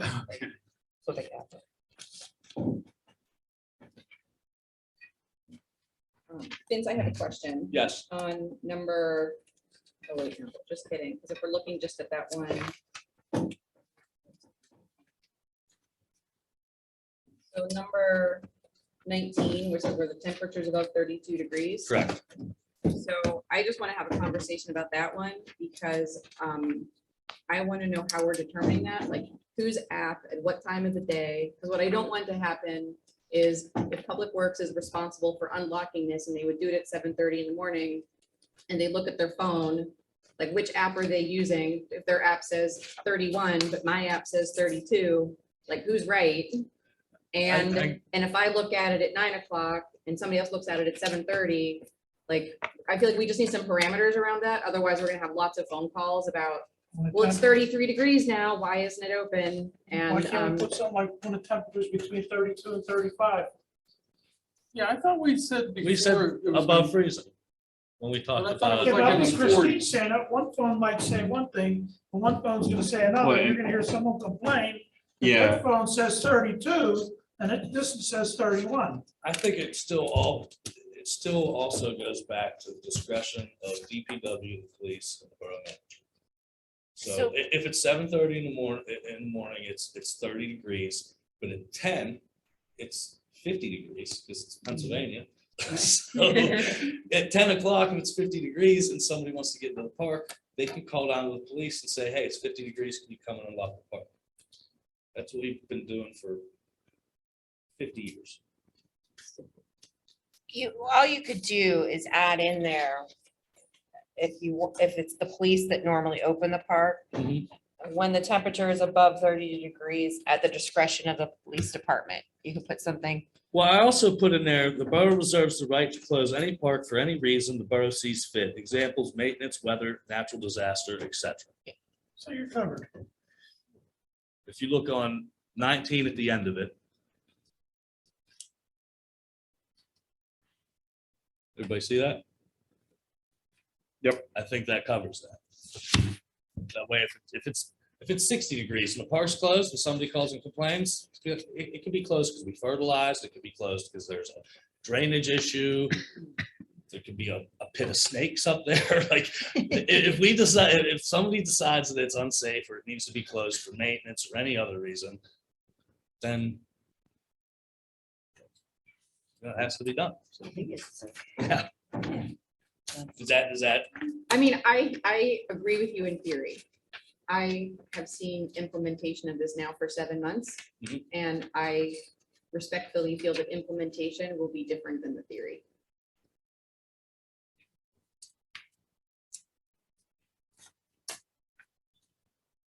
Well, it's one of those, you can try it and see if it works, and if it yeah, doesn't, we if- tweak if it. it needs amended, we'll amend it next season, next spring. I mean, I think if I'm interpreting what you're saying, Christine, correctly, it would be easier for the staff, whether it's DPW or police, if they just know the rules for when to open it, and when not to open it. So that people shouldn't have to call the police department to have the parks open when it's within the parameters that have been set and established. Right? Right, and I mean, because the other thing is if somebody calls let's say the police department to open up the park.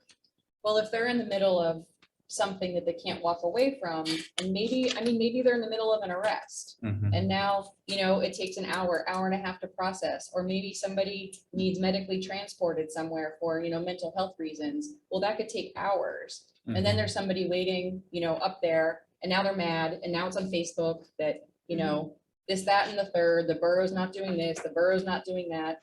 And there's no way for that person to know that the police are, engaged in like an arrest or, these are just examples, a medical call. Mhm. And so I'm concerned about that kind of backlash and making it difficult for staff to like just go out and open the parks when somebody calls. Because it's, Well, right now, what is it? The night person, or the night policeman on duty opens it in the morning, is that it? Sometimes. Public Works. Saturday and Sunday. Public Works opens it on days that they work. So if it's a Public Works, because Public Works holidays and police holidays are a little different. Okay. So if it's a Monday through Friday, non-DPW holiday, Okay. then Public Works unlocks the parks. Who closes it? Police Police. department. Okay, so dawn to dusk. I mean, I don't understand why we're making such an issue of this. This is more about cold weather months. This is more Yeah. about when it's Transitional months. January, when it's Okay. January and we get those wacko 70-degree days, Okay, what are we doing? But you know, the issue, I mean, 70 degrees, I think is pretty clear, but it's like, what happens when we're down sort of near freezing and where that cutoff is, like whatever policy we said, you know, if it's all, if from my perspective, if there's a caveat of we can close it for any reason, then why even have 32-degree threshold? You know, it could just be somebody decides that morning it's Why not, open or it's why not closed. just have them closed January, February, end of story? Well, Well- because then the pickleball people are gonna come and complain because it'll be 72 degrees in January and then we're gonna wonder why the park's Can closed. you just leave that open? The That's what it Riverbank says in Park, there. right? That's what it says. Yeah, so I don't It understand says the why. we're having playground this and the deep pickleball conversation. courts will be open if it's above freezing, but the Yeah. fields will remain closed. Yeah, okay, so what's with all the conversation? All right, get it. Well, we don't have a policy for the winter months. Right now, I think it's just there, everything's closed in the winter. Well, let's create one. And That's what this is. that's what this is. We're Okay. So Because we're we're going trying to, back and forth and I'm just getting confused here. Okay, great. but so we're trying to talk through what the threshold is. Okay. Tell, All like, part of having an established policy is that we can post that to residents so that people know, oh, it's 20 degrees, so the parks aren't going to be Right, open. right. Oh, it's 35 and sunny, I can take my kid to the playground, you know? And so there's just been a lot of issues over the last several months that I agree with Christine, I've seen where residents have had to call the police department, you know, didn't respond right away, because maybe they were on another call. And people, it was 50 degrees in January and sunny on a Sunday, and people wanted to bring their kids to the playground. I mean, I personally think that we should have parks open on days like, at least the playgrounds and the pickleball courts open, Yeah, I would because say the people are fields. gonna use them. No, not the fields. So the fields would remain closed throughout the winter. Mhm. So this is really just, you know, what temperature and at what time of day.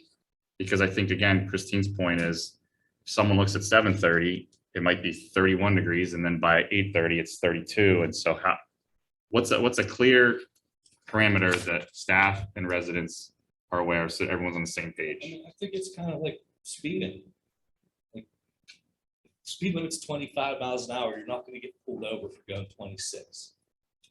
You know what I mean? If the parks say they're gonna be open at 32 degrees and they're not open because it's 34 degrees, nobody can complain. Somebody's app is at 32 degrees. If it's right around that threshold, if somebody comes and complains, they have no reason to complain. Like, when you woke up, there was snow on the ground. Yes, by noon, there wasn't snow on the ground. We came and unlocked the parks as soon as possible. So, I mean, That's I the way it guess, should be. Yeah. that's the question that I have too, is, you know, are we now saying, hey, Public Works, monitor the weather all day long, and if you No. think, No, but to me, that's what the statement of like, now it's 40 degrees, we'll go open them in the middle of the day. And I'm just trying to protect staff, because, you know, there's a lot more to running the borough than people fully understand. And I do not want to like advocate for something that's going to make things difficult for employees to do their jobs. if they're filling potholes and stuff and it was 30 degrees when they started and it's now 2:30 in the afternoon and they're working on the roads, then they can unlock the parks whenever they get a chance to. Or if it's 2:30 in the afternoon and nobody is at the park, so nobody's calling to open them, and then one person goes to the park and calls because they're gonna call the police and say, hey, can you open the park? Then DPW is probably not gonna go up there anyway. The police are just gonna go up like they've always done. Exactly. Drive by the park and unlock it. That's it. And then they're gonna tell the next shift, hey, the park's unlocked. When Make you're sure you done at night, lock it. I mean, seems pretty simple to me. I will say it's simple to a person who is not having to administer all of the other things that happen on a daily basis. And I will respectfully disagree, and that's where I'll leave my view on that. I'm talking, if somebody calls the police to unlock the park, do they come and ask you if it's okay? Or do they just go and unlock the park? We just Both. unlock the park. All of the above. I've never witnessed that or heard of that. I mean, I'll ask the police next time I talk to them, but I've always been under the assumption if you call the police and it's 80 degrees out and you say, hey, It's 4 o'clock, it's Saturday. Why is the park locked? The police are always like, we'll be right up to unlock it. They never say, hold on, let me call the manager, let me call the secretary. They just say, we'll be up to unlock it. They may go up and unlock it, but then I get questioned on, what are we doing now? What's the policy? What are we standing by? Then you could just show them this piece of paper. Okay, I'm trying to make it simple for everybody. That way, this piece of paper, if the policies can be hung in the police station. And hopefully it could be hung in the DPW garage, so they both have it on hand to look at.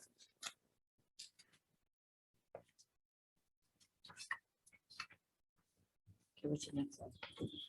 I would add something on the bottom too, where it has additional trash receptacles. I just want to make sure that On this is, what page?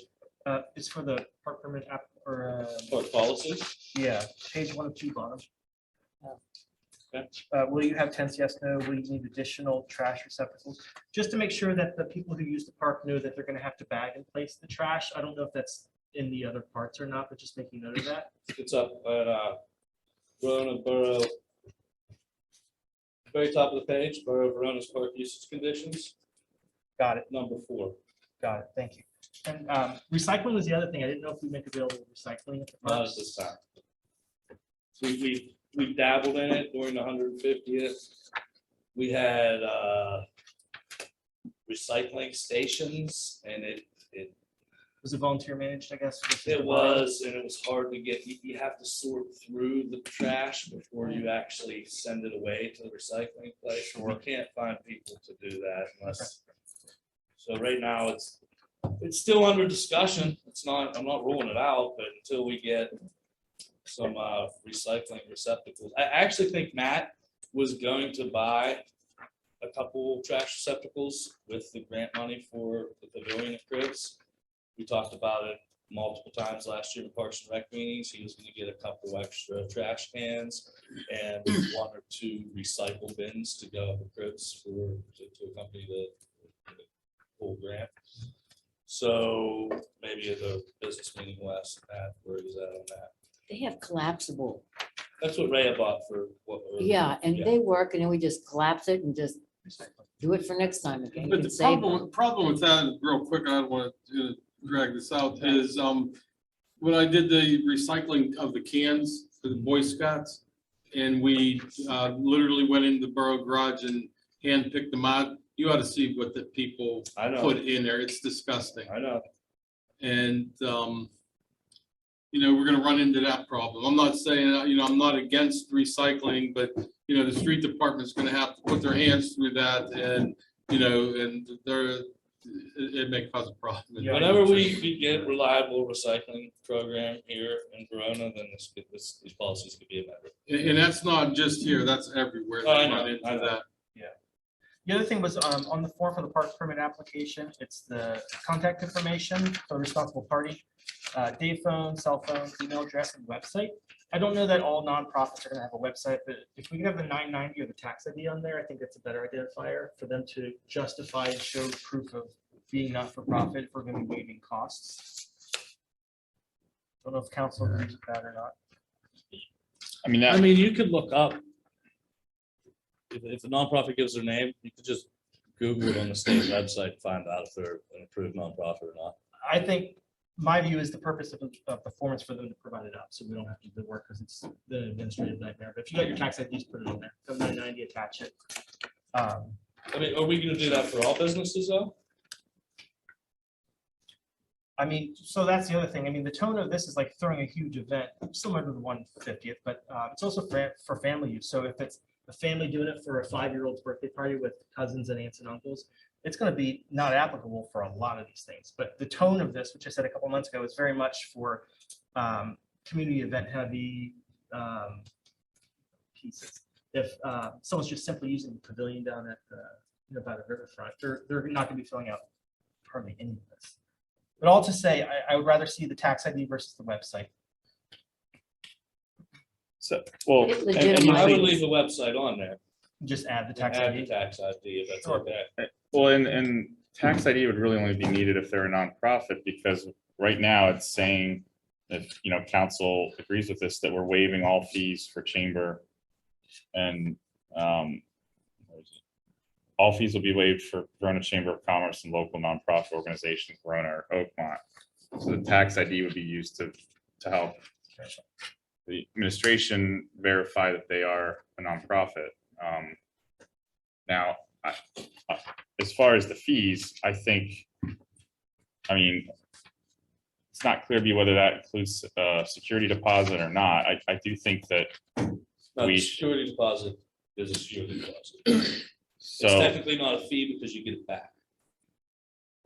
yeah, okay. I mean, if that's, yeah, I'm just seeing all fees will be waived. So if we're still collecting the security deposit, then that's good. I think we should be doing that regardless, because that protects the borough from damage from an event. I'm just wondering, right now, it's a $50 deposit. I mean, do we feel that's sufficient? It's currently 150. So we're lowering it to 50. Mhm. To Basically. make it affordable for Verona residents. Well, so, I mean, if, I don't know, if someone's renting the pavilion, the brand new pavilion at Cribs, and So that's $100 if you want the kitchen. Such a concession stand, $100 rental. 11. Because if not, you're gonna have people throwing weddings up cribs for $50. yeah, I mean, I feel like we have an obligation to protect the facilities from misuse, and that's what the security deposit does. So it's a refundable deposit that they get back if there's no damage. So I feel like I would err on the side of making that, I don't know, for the concession stand, I almost feel like 100 is too low, but I would say for administration of this, particularly as we, I hope soon, transition to the new website and online payment options, it would be far easier for online payment options if it were one fee for a security deposit, because otherwise it's security deposit for this, security, like just programming that in so that people pay the correct security deposit could get tricky. Well, it's a $50 refundable deposit for everything. And then the concession stand is a $100 fee per event day.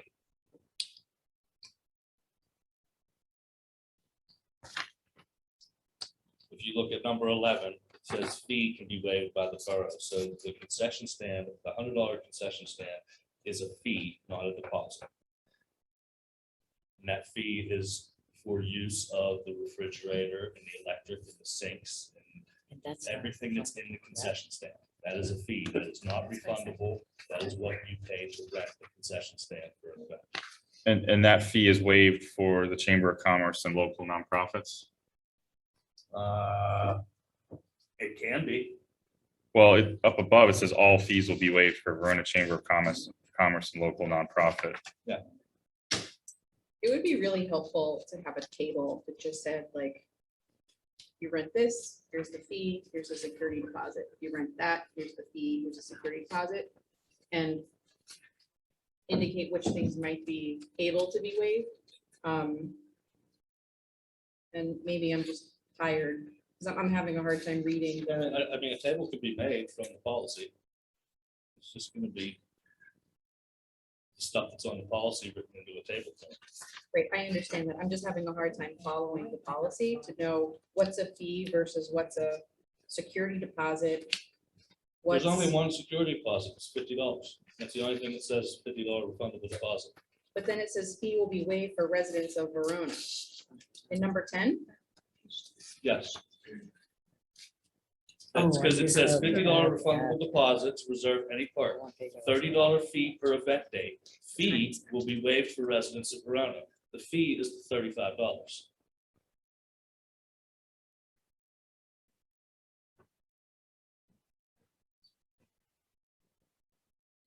You understand now? yes, I mean, it's just for me a little confusing. I don't know if we can zoom in far enough on this. You don't really see. And the reason the fee is waived for the residents of Verona is because back when Cribs was donated, I believe it was donated under the condition that it be free for the residents of Verona to use. Like daily normal use. But just, The only thing I have, if the concession includes like electricity. well, electricity is free at Crips because there are plugs on both dugouts that aren't locked, and there are 2 plugs on the outside of the concession stand that are open to the public. And there is a plug on the scoreboard that is open to the public. Just like here at Railroad Park, all these plugs are open. That's true. So unless you want to lock them all up and Oh, then yeah. no. provide keys to everybody who needs to use them when they want to run the weed whacker or something, then, Yeah, it's okay. I mean, I don't think electric's that big of a deal unless somebody has 5 bounce houses on their cribs for 2 days. It is- What, nickels are we talking? Yeah. For like, and then the lights, even the stadium lights are LED, so they're not hogging electric. I think the biggest drain of electric right now is the fact that we're gonna have we have a freezer and a refrigerator plugged in throughout the summer months in the concession stand. And that's, High efficiency, I imagine. they are high efficiency, but that's gonna be more of a drain of electricity than somebody coming up there and plugging in their cell phone or their laptop so they can do homework in the pavilion. You can just plug that in the night before and somebody's gonna use it. No, because there's, you have to air it out and let it dry, and then you're gonna get mildew if you keep on plugging it, plug it there. When you unplug it, you kind of gotta winterize it. Oh, okay. So one of the things I mentioned last time we met was, and I don't have a digital version like look through, it might already be in here, but I want to make sure that we didn't allow smoking or vaping within the parks for our actual policy. That's posted on the rules of the park, that's on all the signs. Can we have this on here as well, so that people are aware of it? Because there are other things I'm sure are posted too, but I mean, find that where to do be- we draw the line though? 'Cause I could put no smoking, no firearms, no tanks, no missiles, like, Well, those last 2 are funny, but I don't want people to think they can go up there and smoke and vape because that's what they've ever done or wanted to do. So I found it important to ask that. So that's why I brought it up. I don't think smoking has ever been allowed in the parks in Verona. We have signs up for young lungs. Yeah. Same And way it it's says here. on the signs to the park, no firearms, no pets, no smoking, no drugs or alcohol. It's posted on the rules. So that's why I'm I think asking it's this- even in E code 360 that's one of the. Sure. So for number 8, it says no alcohol, legal substances. So it's on here. I just wanted to add smoking, vaping on here. It's important to me. And I would like to have that added. What number is that? So I'm looking at a different version. I think it's 8 on the first page of policies. No alcohol or illegal substances shall be permitted on or within 25 feet of the park proper, unless alcohol permit is filled out and approved by the borough. I'd like to have no alcohol or illegal substances, smoking or vaping. Just add it on. How about I just put another sentence that says no smoking or vaping at the park?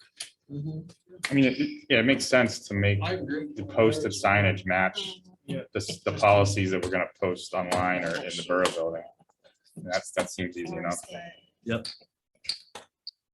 And I know you've taken a lot of time on this, Vince. I don't mean to frustrate you. I know you probably know this front and back, so you're able to quickly answer these, but there were a couple of things I wanted to offer up. A lot of things I had highlighted from last time we met. I know you've addressed these already. We spoke after the last meeting. I appreciate it. Yeah. I was kind of We've been working on. flailing out there with no feedback for. Well, I shared with months. you, well, I know you were also stuck, you were trying to meet the next day, but you had to wait Yes, 3 weeks forever. So anyway, my general feedback originally was the tone of this was we're throwing huge parties. This is for festivals. This is lighting till 9 o'clock at night with PA systems. That's not always the use. So I wanted to make sure this grew back to where, like I've done other communities I've lived in, you have a 5-year-old birthday party, and you're able to have cousins, aunts, and uncles and neighbors over. So I know it's a compromise, and it's, how many pages are we looking at here? 8 pages? I mean, total, like all, like there's a lot here. So you're trying to capture a lot. I realize that. Well, the permit, I'm trying to also save paper for people that want to still fill out the paper. And the last form is 4 pages long, and this one could be 1 page front and back.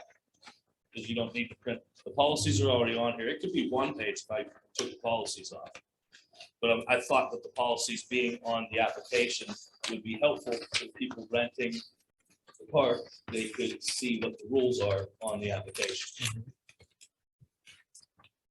The other thing is too, I know we're working on this, but the Parks and Recreations Board powers that we've been discussing in recent months, I know it's being worked on right now, but I have an old copy where I don't know where it correlates on here, but the old copy was usage policies.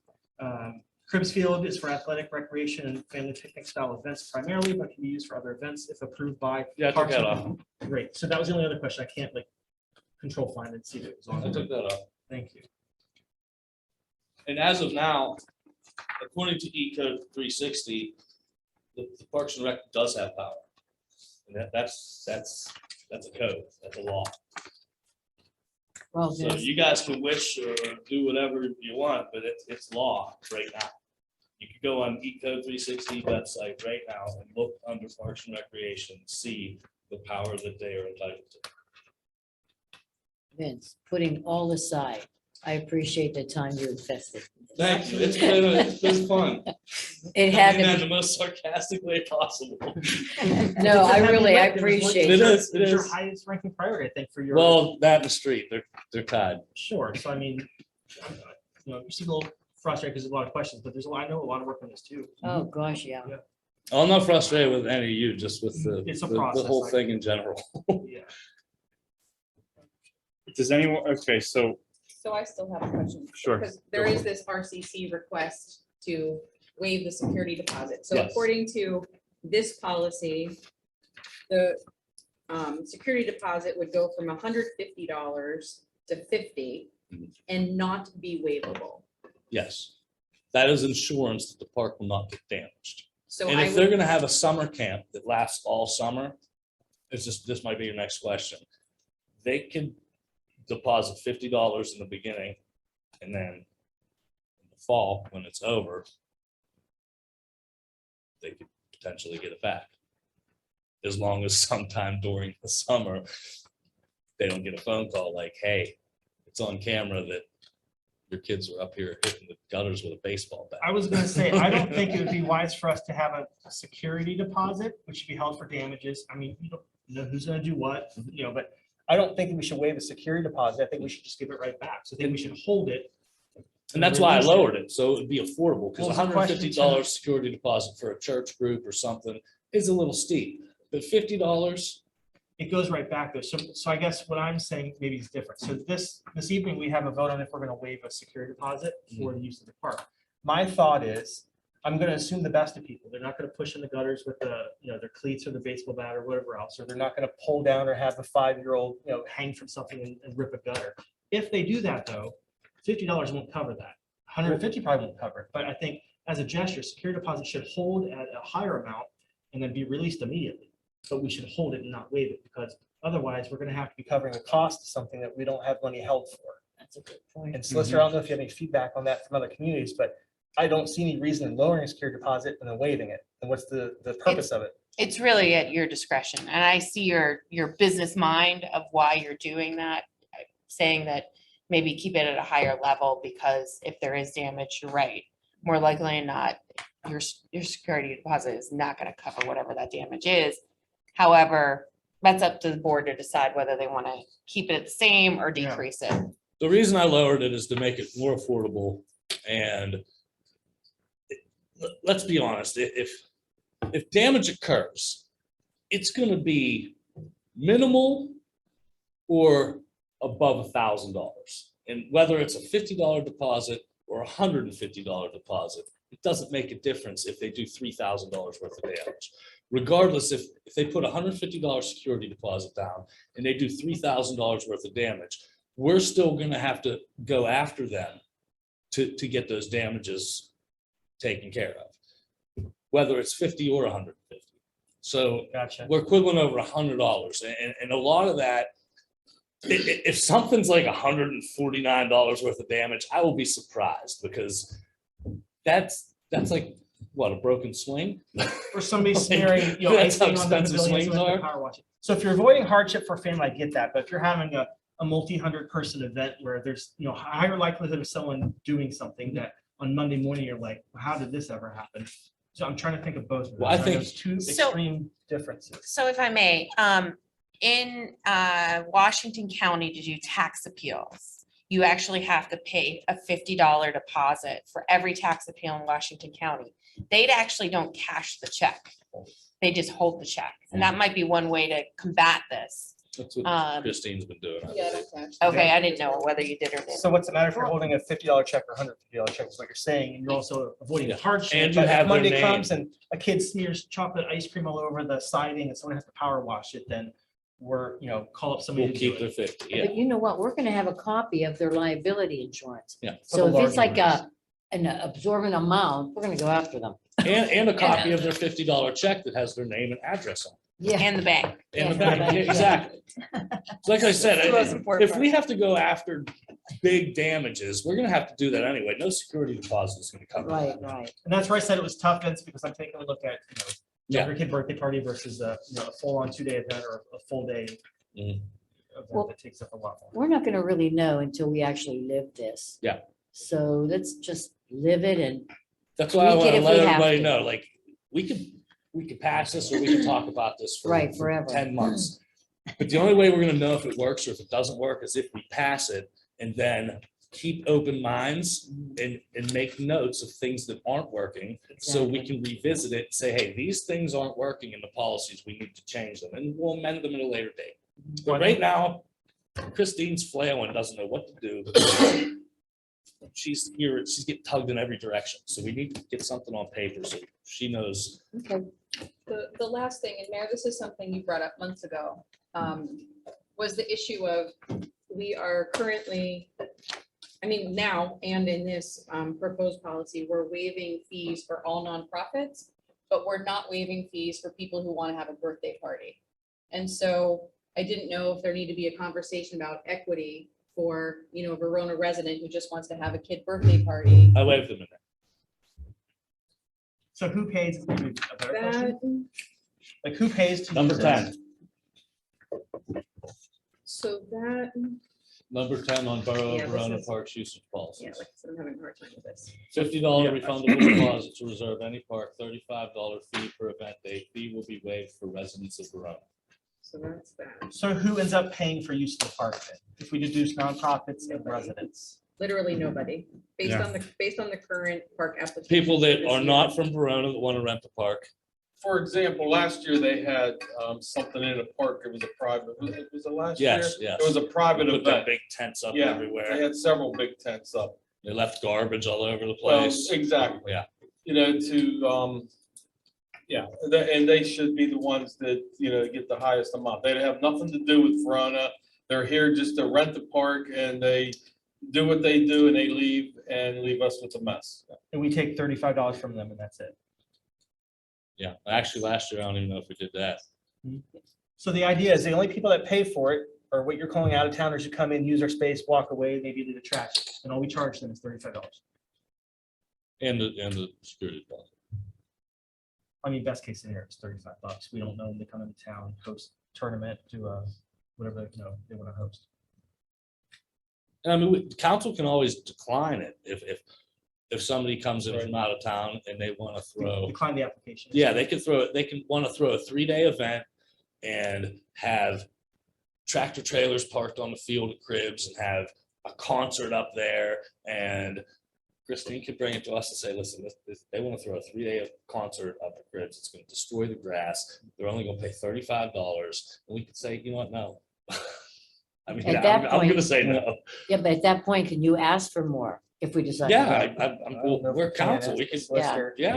I don't think you Solicitor, I could think we can. ask for more if you have a policy that indicates that you 35. adopted. Mm. we I can think just then it would be decline it. discriminatory. Ah, yes, Yeah. yes. Well, That works. right now, is every applicant gonna go before council to get approved under this policy? No, that's why we're making a policy so she can approve it. But- But if it's a big event and it comes across her desk and it asks how many attendees you expect, if she sees Mhm. like a number in the thousands, she could say, hey, council, you might want to look at this event. Somebody put an application in and it looks rather big. I don't feel comfortable approving this without council looking at it. And I trust Christine has that judgment. Can you change the 35 to a higher if it's out of towners? I mean, I can. Well, inherently it would be out of town, I guess, if you're looking at it from that point. of view, Yeah, because it's waived for all they're all residents. out of town. Verona's free. If you're charging. Yeah, but I'm saying you want to Is that raise common in that other community fee or? solicitor?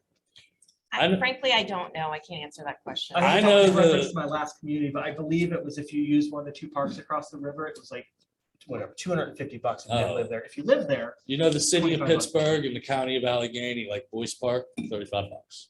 as a resident. All of Allegheny County, if you want to rent a park in Allegheny County, it is $35 flat fee, whether it's turf or like. There's a waiting list to get a county park, Not there yet. like a 2-year waiting list, because it is only $35. But it still is only $35 for like Pittsburgh parks or county parks. Would it be feasible for us to ask for more if, it's out of town? I mean, I we mean, could, but I non-residents. wouldn't jack it up too much more, because like I said, you could go rent Boyce Park for $35. Or you could Highland Park or North Park. They're all $35 because they're all county parks. Well, like you said, we could drag on for 10 more months. I know this is 2 months in, couple meetings, committees, this is workshop. I'm around, this is good enough. I can live with it as it is. And I think that after a year of it, we can maybe reassess where we had Okay. found hardship, didn't make sense. We got duped by too many people showing up for $35. I have no problem raising it to 50 because it's just basically for out of town people. It's, yeah, I mean, If council is. I'm in more agreement concerned about with- the policy portion of it, honestly, versus the other uses. I don't think anyone's gonna kind of find our little corner of the world in our half square mile and want to host a big festival, It but happened Watch last what, year. wait. It happened now last we year. know, now we have. We're a gonna hold policy you on to it. that. So I appreciate all your answers to the questions and all the amendments. This is a better reflection I saw 2 months ago, so thanks for sharing. this Yeah, for me. Chelsea has Monroeville's fees, if, for reference. They're ranging from, it looks like $110 to $250, non-residential. So residents would pay $175. It looks like the $250 for a Mhm. certain pavilions. So they Yeah. do increase it by $75. Yeah, I mean, I, in general, I think the fees are a little bit low, and I think it's not like we're in this to make money, but I think we should do more to try to cover administrative costs. But with that said, I've heard what council and mayor have been saying over the last few meetings about this, and I'm fine with it as is. I Well, can why live don't with you do it. this to solve the problem? Leave it to $35 now. See how many permits we get over the year. And then if we're Yeah. getting 10, 15, then maybe it's something to consider next year to Raising it. to raise it. Yeah, If and we're I'm- getting 3, is it really feasible to raise it? I'm okay with that. And like I said, Yeah. I can live with it as is. My main concern in all of this is just, is it clear and easy enough for our staff to administer and make sense of? So, Christine's had some questions and comments, and I appreciate her feedback, since she and Teresa are gonna be the ones seeing these permits day in and day out, unlike the rest of us. So if the staff's concerns are addressed, then I'm good with it. All righty. All right.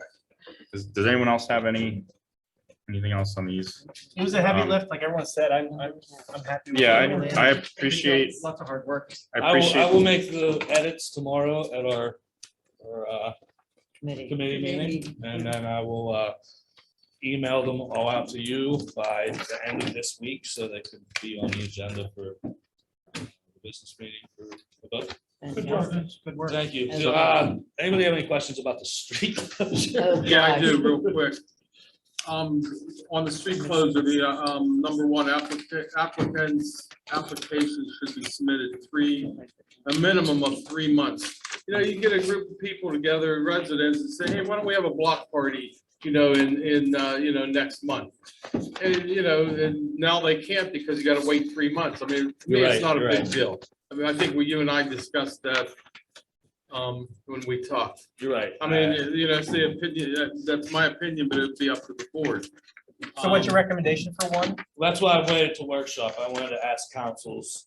I think 3 months for a business closure is more than sufficient, but for a block party, I see what you're saying.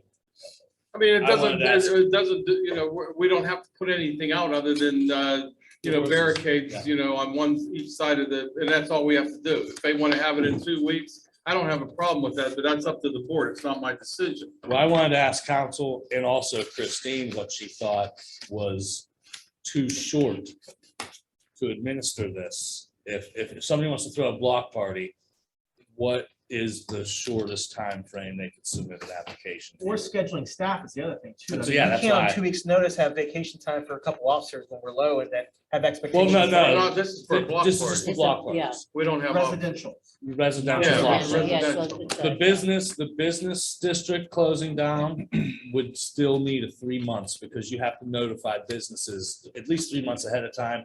Hey, this is gonna affect your livelihood in 3 months, you know? Plan accordingly, Yes, exactly. even for the positive. But for block parties, I agree with you, Mayor, but I wanted to ask council and Christine what, I didn't want to say a week, and then Christine be like, that's ridiculous. I'm not gonna be able to get all this done in a week. Well, I mean, the issue too is what if it comes in the Friday before I go on vacation?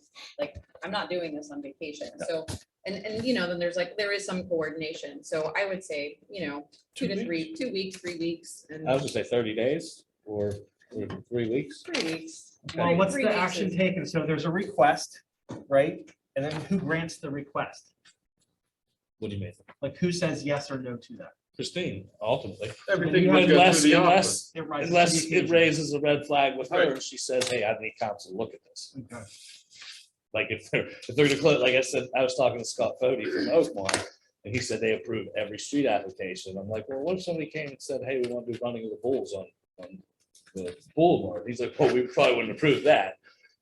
Like a red flag event like that, Christine would say, hey, do you guys really want go-kart races on East Road Avenue? Is that, you know, certain things still require council approval if they're big.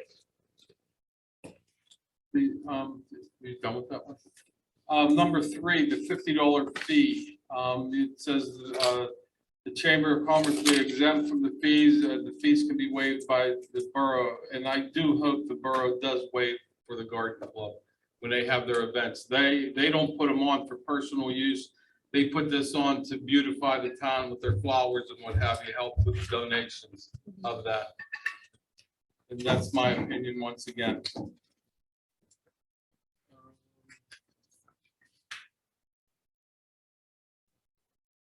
Fee for a block party, I don't know, I have mixed reviews on that. You and I discussed that. Mhm. I mean, it's not, you know, other than, you know, here's a paper, fill it out, and yes or no, it's not costing the borough nothing, other than handing you a piece of paper to, you know, to fill out what your intentions are. Is that number 5? Yeah, I'm sorry, yeah, number So- 5. That's to identify responsible parties. Should we have to say it's too late, too loud, something happens?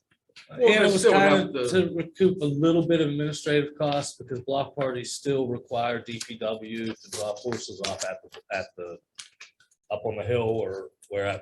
And I mean, $25 is more than fair for a block party. If you have, I feel that if you have 6 houses on a block and they're all pitching together to have a block party, each of those households can pitch $4 in to cover the $25 fee.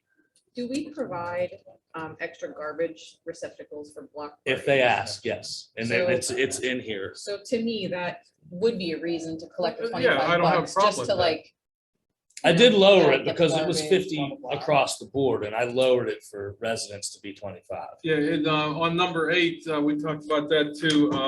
We must submit a Verona map. Are we gonna supply the Verona map? I mean, were they? Hopefully, we're talking about mapping software and we're talking about electronic forms on the website. And hopefully Christine could link on the application a map of Verona. Okay. Or I thought a map would be, especially for block parties and like Botany and Booze, she submitted a map, just to let the police know where they're supposed to put the horses. Just so you know, you could always go on the Allegheny County Tax Assessment site, pull up the address, and they have maps. There's Yeah. links there that are GIS maps. They can write it with just lines and say, hey, this is south, this is Allegheny River Boulevard, and put a little dot where they need the horse. The map is just so the police know where to drop the horses off. Yeah. Yeah, that's all the questions I had on that. Number 12, all closures must be for events open to the public. Yes. and allow for pedestrian throughway. Somebody wants to have their own little block party, Mhm. so anybody can go to it. If it's on a public street, a public sidewalk, then yes. I don't think we're allowed to say that they're not. You're correct. What's that? He's correct. If it's on a public street, then it's a block part, technically anybody from the public can go there. If it's on the vacated street on James Street later, if you vacate that, then no. Privately. Okay, so And then that's why it says it allows for throughway. So that way, Yeah. I don't want people thinking they could just walk up to somebody's yard and grab a hot dog off the grill. okay, so that. They could walk on the sidewalk to get to their house. Okay, so that would also include, like last year, they had this huge party. It was a private business that had all their employees. If it's on a public street, Well, I mean, Yeah. in the field here it was. This is for vehicular traffic, to be clear. This was in the field. That's the park, though. Private places can rent parks. yeah, that's different than if it was, you're just blocking up. You have to allow ingress and egress by the public. Okay. My only comment was on number 6. Closures in the business district, letters of the closure shall be printed by the borough manager / secretary and hand delivered by the police department to all businesses along the route. This should be done no later than the week following permit approval. I'm just wondering if this is a tough, a burdensome administrative ask of the staff to do this, or if it's something we want to put on the event organizer. I mean, you mean the letter, writing the letter up? Yeah, this says the letters of the closure shall be printed by, so someone in the office here is gonna have to write up a letter. And then the police department are hand delivering it to all businesses along the route. Is this similar to what we just had the filming company do, where the gentleman stood here, he's like, oh yeah, we'll do it. What addresses, where you want the notes to? Yeah, And but then this the is company- different because he's in a residential area. This is for business closures. This is the way I feel on that. The letter should be written by the borough because we will put what we want to put in there, exactly what we want to put in. Such and such street's going to be closed at such and such hours. And as far as the police or the borough police secretary handing them out, I have no problem. That's good PR. You go in the store, introduce yourself. Oh, by the way, I mean, I don't want my guys riding around the town all the time. Their job is to get out of the car in public relations, not only for the business district, but for the community also. That's their job, to get out of the car and speak to the people and talk to them. There's no, as far as I'm concerned, there's nothing wrong with that. I I'm also thought there would concerned be- about a private resident actually following through, like we have no verification, or they could have accidentally missed someone, unlike our own department being able to do it. This is, I would request that if we are going to have borough staff deliver these letters and write the letters, the applicant at least provides all Sure. of the addresses so that we're not, because if we're not even like $25 for a block party or, $50 or even $150, like it really does take time to look at a map, figure out which parcels, who owns the parcel. Well, if you see it says for block parties, the applicant is in charge of letting all the people know on the block of the block party. This is just for The business district. Right, that's what I mean, even so, I mean, this is, just having done all of those county hauling letters and some things for zoning hearing board, it's just not trivial to find all of the addresses that are nearby, could be impacted. Who's even defining impact? Is But it if just you're- on the immediate closure? Is it near the closure? But if you're closing down from south to center, that's in between there. That's all it is. I guess my question is, who's defining impact? Because if that's closed, it may impact somebody who's like a little further down because now the through traffic isn't coming there. So, because it alters the traffic pattern. So I would not want to be responsible for identifying all the properties that need to be notified. And it just takes time to look up all of the addresses and then do a mailing. I honestly didn't We mean, wouldn't do it mailing. I mean, Or even so, we still have to address it, put the addresses on the letters so that, that's a proper business letter, and then deliver that. And I would just ask that whoever is applying for it needs to provide the addresses and the names of the businesses. So that we aren't in the application, so that we don't have to do that. And you bring up a good point about who's affected by it, because, I mean, we had an issue on First, was it last year when we did paving? I think last spring, there were residences outside of First that were affected by it, but were not notified of the closure for paving. So But I think we're opening up a can of worms when we get into that, because we close a road in Verona, it could affect Penn Hills. well, I mean, It could. look, that's pretty extreme here. I mean, Exactly, that's where we're headed though. I only meant in between the roadblocks. If you can't park in front of your business, or your customers cannot park in front of your business for a certain amount of time because the road is closed, that's the person that gets the letter, not the person down the block that people can still drive up to their business, whether, we can't control traffic. The only thing I would say to that is from last year, because I went to the woman who complained about this, I think it was on Spruce. Anyways, First Street in front of the elementary school was all being paved, so they closed that off. So great, that road is closed. Her elderly parents live next door. When they come down their one-way street, they come down the hill, they couldn't go anywhere. So that is one road off, and I would see that as the And they were extension, paving. not up and then over to Second and the other. I mean, then you are covering the whole town. We're only a half square mile.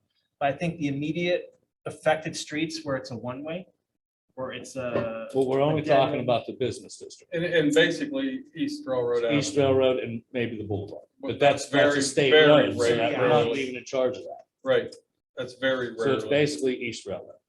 That's what we're talking about. Or I think the only lesson learned south for me is just- between the Boulevard and East Railroad, that's the business district, or James Street. I would like just the err Eagles towards one that- over communication just because of that instance last year, and I don't want to have a business version of it, so. I think for the application, I mean, they should know what they're doing, who they're gonna affect, who's gonna benefit, like, they should be able to offer up if there's, you know, if it's only this sliver of the road, it's pretty easy, but if it's corner to corner and they know there's a one way beside it, they should in their application offer up affected streets, depending on how specific they are to the use of the roadways. It's I more was having a scope, stroke earlier. more scope. Is that for motion to adjourn? The only reason that I put the police hand delivered the letters is because if you have the event person delivering these letters, it could get combative. Yes, we've already been through that. I've So let them tee us up for success then. Let them take on. you let know, the police, work of it. they're not gonna fight the police. It's good PR, no Yes. matter what. Yes. They get to know who these officers are. And one thing leads to another, you never know. does anyone else, a few of you have been pretty silent. Does anyone else have any comments on this, Rhoda? No, Trish? You're good with it as is? So we're saying the police notify for a business closure. We're still saying the residents notify for a residential block party. Correct. Yeah, I mean, thus far, I'm not hearing any changes to this, right? Have there been any? Just clarification. But if we, number one, we were saying it's 3 months for businesses. Oh, yeah. Yes. Yeah, But if we want to close a road that's residential for street paving, perhaps we need to insert parameters like Joey suggested, like for one-way streets. well, so this would be for people requesting a street closure. I don't think this would apply to construction activities taken on by the borough, right? No, this is for people and residents that are requesting the street to be closed to have an event. That's circumstances, I guess. Construction is something completely different because that, I wish we had 3 months to know when we're gonna have construction on some. I bet you Christine wishes she had 3 months to know about the sewer issue up on Third Street too, but it doesn't happen like that, so. So you didn't have any other comments or questions? No, I mean, we might need a policy for that down the road, but yeah. Not my committee. No, yeah. Um, Not that. Or Mayor, did you have anything else? No, I just, went over. Do you have anything Yeah. else? Joe? Ray? No, I'm good. Sylvia? No, everything's been answered and good job. Been a lot of work on this. This was brought up, I know nobody wants to, the park and street vendor application, I left it in there. Because if there is an emergency or an accident or something, it is good to have a paper trail of hey, I got food poisoning from the food truck that was at your event last week. And they're gonna call the borough, and the borough's gonna say, I don't know who was there. But if that happens, and we have a vendor application, they can say, let me pull the vendor applications. Okay, here's the name and the number of that food truck that you're claiming you got sick by, contact them. That's a good idea. That way, we're not liable for it. That's why I left the park and street vendor applications in there. Not to give Christine more work, just to have it on. Well, yeah, my only concern is like for an event like Botany and Booze, I mean, how many vendors are they gonna have? Dozens? Yeah, but she said Kim already does this. So she would just have to copy them, provide them to Christine. Yes. Okay. And she, I believe at the last meeting or two, she said that if we needed them, she could provide them. She's really organized. She's Yeah. good on that. I mean, when you throw a big event, you have to be. Oh, organized, absolutely. Or you're opening up yourself to all kind of bad stuff. So I will make the edits that we discussed tomorrow at our committee meeting. And thank you very much. Thank you, Vince. The next item I think is yours as well, discussion of amending resolution 2022-34 for the Botany and Booze street closure. Yes. I just wanted to bring this up. I think we're opening up a can of worms when we shut down a public restroom for an event. And this is a building that's bought and paid for by tax money, and it has a public bathroom in it. And unless we're gonna close this public bathroom for all events that are held here at Railroad Park, then I don't think we should close it for Botany and Booze. You know what, though? I felt the same way, but you're talking hundreds of people. I mean, there's hundreds of people at the bike derby. And Well, there's kids. that not pee on the really. seat, pee on the Yeah. floor. But can you And there's hundreds of imagine? people at the car cruise, and there's hundreds of Yeah. people at the 150th celebration, and the bathrooms are open for all of them. And last year's Botany and Booze. Yes. So hold on. So we had a resolution that we passed on February 8th based on a plan that was submitted to us by the Garden Club that clearly stated restrooms, including ADA supplied, paid for by VGC, no borough building access for event guests. So my only question is, is Garden Club requesting now that the borough bathrooms be open? See, I I thought that think they was were solved. requesting it from the very beginning. They were told that they weren't allowed to have the bathrooms. Well, I don't- that was not stated this year. From the beginning, Yeah, I don't- when Kim and Angela and I walked on East Railroad, and Mayor, you walked at some point. Right. Chief walked at some point, Dave, you walked at some point. The bathrooms were always on the maps. Okay, well, we're gonna have 20, 30 food vendors here, and I think that not letting them into the public bathroom to wash their hands in a sink that has running water is not a good look for a town. Now, aren't they gonna bring they have porta They're gonna have porta hand potties. wash? If you go to an event and you have a 3-year-old kid, are you gonna wanna go into that porta potty in 90-degree weather to deal with your Oh, 3-year-old? no, kid I going to the understand where you're bathroom? coming from, though, but no matter what event, even at Heartwood, no matter where I go, they always have porta potty. Yeah, I think that they're And still they getting have porta some with- potties. but they have I'm some- just saying that the public restroom should be open as well. It will Who's- be open though, No, it's not. like the building's Well, usually locked. so this is an event that's gonna draw a lot of extra traffic. Even if people come here. I don't know, are we equipped to staff and clean the bathrooms I'd like to add at to an that. extra at a higher level for this weekend? I'm not opposed to opening them. I just want to make sure we're prepared so people aren't walking I into would bathrooms that aren't attended. The Chamber of Commerce, when we have our park crews, we've had it for 25 years. The street department supplies fills the bathroom up with, the necessities that they do.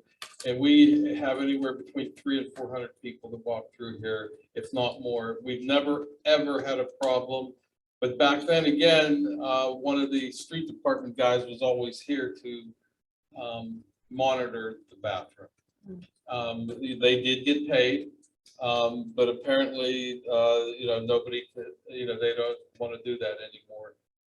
But so, you know, this year, you know, one of the chamber people will monitor that. That is if the board is going to allow us to open. Now, I understand the Botany and Booze brings a lot more people in, which is great. So that, you know, but I agree, it's, you know, the building's, you know, taxpayer building, they paid for it. You know, as Well, long you as know- it's monitored by somebody and, you know, this year for our car crews, like we did last year, we monitored it. Like volunteer staffing, you're saying, with the Yeah. car crews? Well, can you lock the chambers and the, Yeah, we can lock these doors, correct? I don't think they lock, they might, I don't even remember. to be well, if you honest. have someone monitoring, the only thing I can say is do it, try it. Well, what I'm saying I'm by telling you, monitoring, you're gonna have Cameras in a, a building. what you're I'm gonna have a saying lot by of people here. monitoring is, Lock it. you know, somebody will come in, you know, maybe every hour and just make sure, you know, there's the hand soap and everything's in order and what have you. Enough toilet Hey, paper, which try we it. could leave it in here. Hey, if damage is done, you won't do it next year. Yeah, I And mean, Well, you know, taxpayer dollars can pay for it. My only once confusion again, is, the chamber has, you know, insurance along with Botany and Booze, you they know. do have insurance. Yeah. Yeah, there you have it, so don't worry about it. the only thing that I want to make sure is not a trend is that we do something and then we keep revisiting 3 or 4 iterations of something over the months to follow, which I get it, you know, taxpayers, I pay for the restroom, and if I'm here with my kids, they're not, you know, getting their diapers changed, but to wash hands and, you know, do whatever, but the paperwork from early in the year, if we're gonna approve something, we need to make sure that we approve it as it's been presented, as we discuss, and then we move forward, because otherwise, we're just gonna keep going back and forth. I think we have another instance of that later on today. All well intended, but we're then, you know, whatever time it is right now, we're doing this over and then over. I And then over. honestly Well, didn't Well, I thought notice they it. said they were gonna do What's that? porta I honestly potties. didn't notice it because it wasn't on the resolution. It just said resolution for map A. And then it's on the map at the very bottom where it says no borough building access for event guests.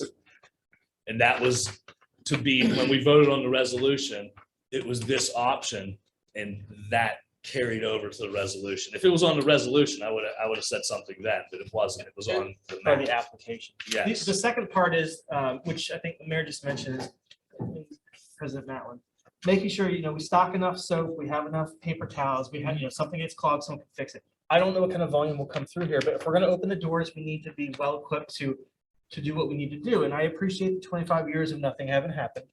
Get that. But also, I think one of the benefits of having it within our business district is that families and patrons go into businesses to spend dollars there, use the restroom, wash up, grab something to eat, drink. So if it's, you know, truly like a holistic community event, you know, people will hopefully go into businesses, spend dollars there and wash hands and use restrooms there too. It's not like we don't have portlets, you know, whether they're clean the morning they got here or the day before.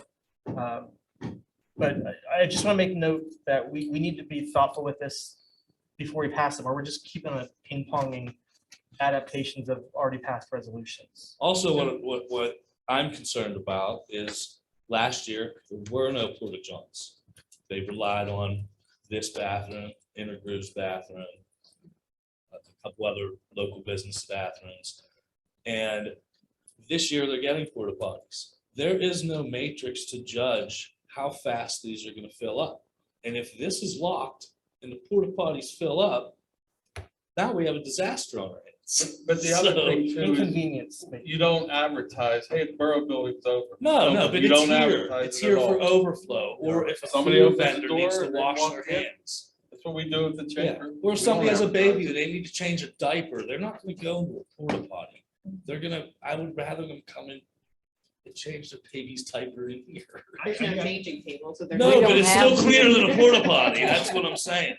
I mean, you don't have to sell, they've had, you know, young Yeah, kids changing diapers, I get that. Yes, I've pushed strollers through 90 degrees and want to find, you know, shade in a proper bathroom. So and I'm not saying for completely get that. them to not get porta potties, that can stay on there, I'm just saying that the building, it's a tax, it's paid building, it's a public restroom, it should be open.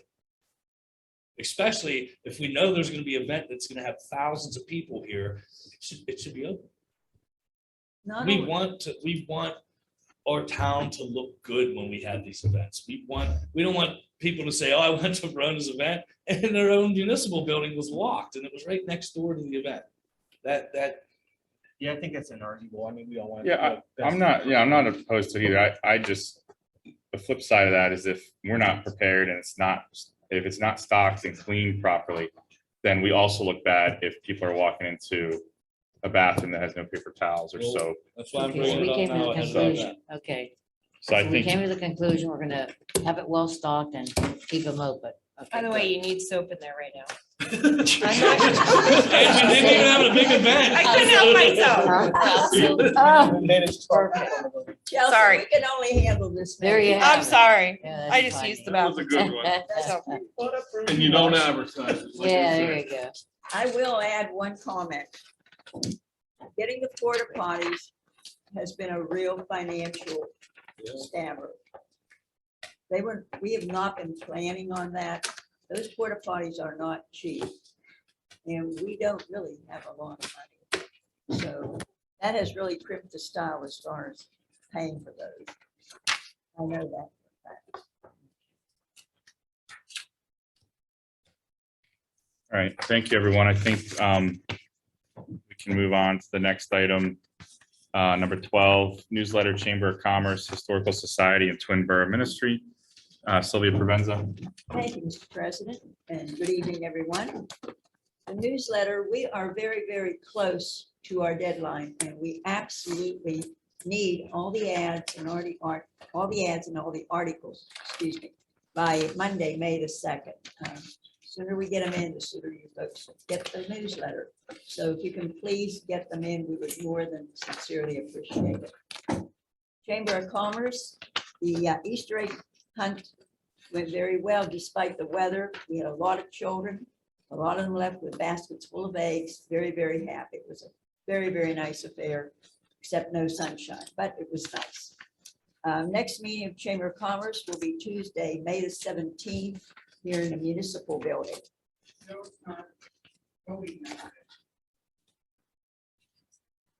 That's what I was given. Primary. You're right, thank you. I don't have a new date then. This is what I was given. I will talk to Kevin about it. Thank you for that correction. There you go. You're not gonna charge us. are you? No, I'm not charging nobody. I'm teasing. A little more here. On Saturday, May the 14th at 8:30 a.m. Chamber of Commerce members are going to do a cleanup here in the Borough Building garage, and they're going to take inventory of their space and clean it all up. And they're also asking, Chamber has over the years lent out chairs and tables, and these tables are not coming back. We need the tables and chairs back, and they're saying, please, anyone that has Chamber chairs or tables, and they're well marked, so you know which ones they are, they're stamped with Chamber of Commerce, Verona, they would please like them back. They need the tables and chairs, and they would greatly appreciate it. Also, Historical Society. Next meeting is going to be held Thursday, May the 19th, here in the municipal building at 7 p.m. And the speaker is going to be Mr. Larry Woods, and he is with the Historical Society of Pittsburgh. He's going to speak on the history of glass in Western Pennsylvania. These meetings are free to the public and certainly open to the public. So we welcome all of you to come. These meetings are great. And we also have a field trip coming up to Falling Water. It's being planned now. And it will be on Saturday, July the 16th. The price of the trip is $34. That includes admission and also a grand tour. Reservations must be made, and we can have them no longer than Tuesday, May the 17th. A check can be made out to the Verona Historical Society, and everyone will meet here at the Borough Building that morning of the trip, and we will carpool from here to Falling Water. Next is Twin Borough Ministries, and the community dinner will be held tomorrow at 4:30 to 6:30 at the Methodist Church here. And it will be hosted by the Methodist Church. Homemade soups are still available if anyone would like them. And you can call Shirley Davis at 412-828-3412 to place your order. I also have one other note here from Garden Club. And Garden Club is asking permission to put a small banner up at the Cribs Field. And this would be for the plant sale. And also permission to hang the sponsor banner at the pavilion. And we're asking if DPW can hang this sponsor banner up.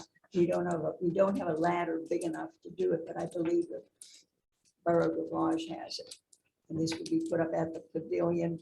And actually, we're asking the same day the Chamber of Commerce will put up the tent for us.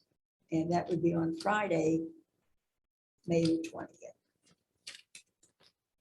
So we can approve something like that, that would be super. I would recommend you talk to the Rotary Club.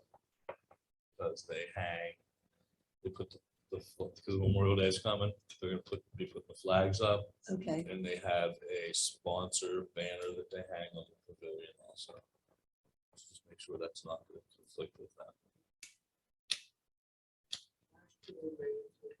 No, yeah, that's fine, as long as the Garden Club contacts the Rotary So Club check and with tells Rotary them, then they should wait again, but I don't want them to us approve it. And then they go to hang it and the Rotary Club already has their banner up, and then we gotta do double work and call them and tell them. Sylvia, I have Karen Brooks's, Yeah, because I'm a member of the Rotary. Oh, okay. We She's can let them- president We can now, let them know then. Yeah. Great, okay, thanks, Rhoda. Lastly, Alon, I spoke with them. They said it was a very successful spring conference at Seven Springs, and they missed all of us, and they certainly hope to see us all there next year. And I believe that will conclude reports. If there are any comments or questions, I'll be glad to take them. If not, thank you very much, and that is the conclusion of my reports. Thank you, Sylvia. You're welcome. Next up, we have changing location of recycling containers and what is recycled from Rhoda Can of Wolf. worms here, I know. Okay, I had already spoken to Christine about this. I don't want to take a lot of time up. We can always do this for the next meeting. But I have had a serious problem through the years with the newspaper containers. Okay, I called a company across the river, and he got back to me right before I was leaving to come here. But there has to be a better way of doing what we're doing. The aluminum cans, we don't even have a Boy Scout group anymore, because that was originally why we were collecting the aluminum cans. Penn Hills, Rosedale Fire Department collects aluminum cans. We recycle, we have a recycling program here. So when I was talking to Christine, the fact remains, and again, I've never seen any paperwork, as far as like, when it used to be Abitibi, now it's Royal Oak. But anyway, when they take the newspapers out of the containers, they supposedly weigh them. And then they send the numbers to the county, and then the county, I guess, connects with us. Okay, so are the numbers like real? Like, we really don't know anything, number one. And again, with the aluminum cans, you were explaining to me that, do we have a Boy Scout? I don't think we have a Boy Scout group anymore. Not in Verona, no. Not in Verona, Penn Hills. So why aren't we doing the aluminum cans? Because I don't think it's that tremendous an amount. What do you say, $200? It was like 280, that's the most recent time. And we do this every month. No, so about probably quarterly. It's been done a couple of times since I've been here, so probably quarterly. Okay. And I never did get a true answer from anybody when it was even like a Boy Scout event or a project, how much they actually collected. And for a long period of time, they weren't getting a penny from the newspapers or anything. So again, are the aluminum cans are not Boy Scout now, right? So the first time, so it's been done twice since I've been here. Okay. the first time it was done by the Boy Scouts. I don't remember which troop number, Right. but it was done by the Boy Scouts. This most recent time, AJ reached out to that troop to have them deal with the cans, and they were unresponsive for some time, and then they were overflowing, so our Public Works team just handled it and took the cans to the, recycling Recycling. center and brought the cash back, and I deposited the cash in the general fund. Okay, well, if, And then after that was all done, then the Boy Scout troop reached out to AJ and said, okay, we're gonna do this, but, weeks had passed and cans were Yeah. everywhere, so we just handled it. well, it's an eyesore. It's an eyesore. And even the recycling, Ray, for the red boxes, I don't know if you have a special name for them. Could they be moved to the fire department? And then this way you'll know, that the red boxes, with the fire departments, because that's your fundraiser. They just put them down here because it's more traffic. Nobody's gonna ride up to Parker Street. Well, I'm just saying, it's just, maybe because we're not taking care of it. I don't know what the story is or what the answer is, but it looks terrible. I don't care how to, I can't even sugarcoat it. It looks terrible. I had that, Donald and I, we had that mural done when we were first starting getting into recycling. And it didn't seem that bad, but all of a sudden, it's like I'm seeing a baby carriage, with a paper, I keep calling it Abitibi, but it's not. It's where the paper recycling is. For years, we had problems. They weren't picking it up. There was garbage everywhere. It's just, we need to clean it up. We have Inner Groove, a wonderful, business. People pass, 1 million cars pass that area. And it's horrible. It's just, it's not good. The aluminum cans, the sign. Seriously? I mean, it just, we need to step it up is what I'm getting, clean it up, step it up, whatever. I don't know what the consensus is with the rest of you, but this is what my, input is. What would you like to see? If we're going to, I would like to see, if we're gonna do newspapers, nicer containers, different company. The aluminum cans, if you're gonna do it, get a more appropriate container or take them up to Rosedale because they have a huge recycling bin that they, put the recycling cans in. I love your idea of a container, just like if you've driven by, or Corona Gardens, if you see where they put their dumpsters at, it's in an enclosed. Right. With gates on it, and it hides, because last year, I think it was last year, wind got a hold of one of the dumpsters and opened up the lid and blew paper all over Oh, I East bet. Railroad I Avenue. bet. Rhoda, when you were on, didn't we have trouble with that company? Oh, big time. Epitivi, big time, big I time. know they weren't picking it up. And everybody fought me because at the time, supposedly, we were supposed to get, the Boy Scouts were getting like a stipend. And then when I asked the Boy Scout leaders at the time, I think Mike Forkbeck was one of them, and there was Mr. John Hackett. John Haggett, and who's the other one? McDermott. McDermott. He said, oh yeah, we haven't seen a penny from that company. I know we had problems. Oh, big time, yeah. But I'm just saying, Sorry, clean go it up, move it. It would be nice if we could move it. With the paper company, I know Mike Forback last year, or the year before, looked into, Stanton different- across the river. yeah, and there was something that fell through, or they weren't willing to do it, or. Well, so I don't- sometimes a second phone call, it takes a second. Yeah, phone I'm call. just sharing, Yeah. that's what, He that was called- discussed at a few different council Yeah. meetings Right. and it died, so, Yeah. I don't And know. I would love to see glass. I would love for us to have glass. With the contract coming up, I agree with the glass part. I love it. I think we can move it someplace else. I'm open for suggestions that we can move it somewhere. Or if we keep it there, change the arrangement, do something. We I have agree to, with you that. I know, actually have some feedback on the, the footprint itself. So I think there's a better use of the footprint for the municipal parking lot that, for that side, I don't know if historically there's a reason it's there. One of the things I assumed was because there's shade at the longer, end of the day, that it doesn't get hot, it doesn't stink. Maybe at some point somebody put those over there so it doesn't smell up throughout the end of the day. I don't know. There was never garbage there. Well, The I mean, paper and cans. well, cans for a quarter, 3 months of the year, I don't know if they ever rent could it or get not. But right. anyways, I just assumed that, but I think if we can take a look at like what revenue comes from the paper or the recycling, first of all, understand like what's the benefit of having it there? And if we Exactly. are gonna keep it, I think we should take a look at having whoever the company is, don't have 2 or 3 big metal boxes that come by twice a year for them. Get one, have a newer container, and then just get them more frequently. Because I think that real estate is gonna be better used as parking space for a business district or municipal lot can be, better used than just having Salt dump. intermittent Well, garbage picked up. Yeah, better use the footprint. So well, for whatever we decide to do with it, I think there's a better way to tackle that. we have the municipal property down by the other park that we could do tastefully, arrange them down there. They're out of the way, they're conveniently located. You can just drive down Arch Street and, drop off your things. That would be a suggestion. We can table this till next time. I didn't want to take too much time up, but I had to get it off my chest because it's very annoying every time I pass. Just real quick, Pennsylvania Resources Council did recently reach out to us about glass recycling. I have no further information at this time. Who is it?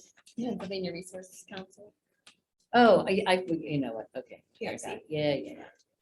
Yeah. So Christine and I refer them to the sustainability arm of Parks and Rec, Sea Green, to kind of flush through getting more information and then come back to council.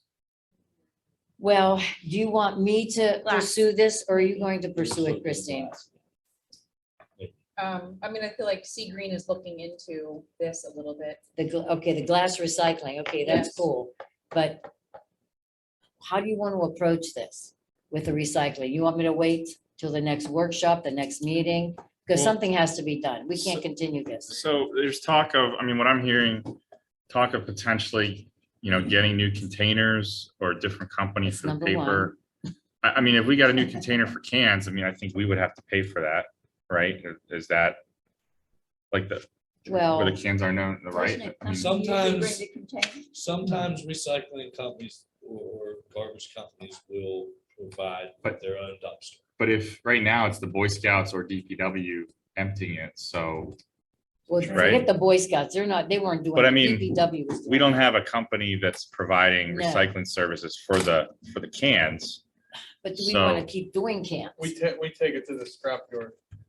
But I guess all I'm saying is that container that they're in now, we own.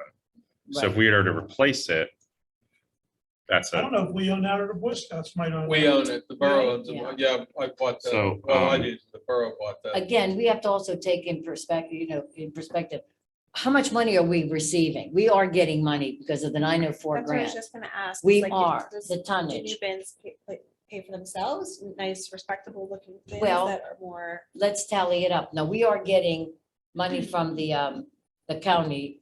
You gave me a ballpark. Yeah, this year, in 2022, for recycling tonnages in 2021, we got, I want to say it was like $3,400, something like that. But what for did that include? Well, that included all of the recycling, residential pickup, See, yeah, the paper out here, basically anything out there, but it also includes like recycling, when Giant Eagle recycles cardboard, that goes into our tonnages, and there's some other businesses too, that all that goes into our tonnages. And the residential pickup accounts for about, at least last year, it varies from year to year. The residential pickup was 1/6 of the total tonnage, ballpark. so I don't want, I'm hoping not to give that money up. I really don't want to give that money up either. Right. But either, shape it up, ship it out, we have to do something. I So- think part of the issue with paper recycling, just so people are aware, just recently, probably 6 weeks ago now, they came and picked it up. Paper recycling was empty. No kidding, 2 to 3 days later, it was full again. And so that's the other issue is that, right, so like who's filling it up? And the other, especially because like if you can recycle your paper at home, who is generating so much paper that they can fill up one of those containers in a couple of days? Probably a print company. I don't know who it Yeah, is because yeah. I'm not like jumping in there and Right, seeing.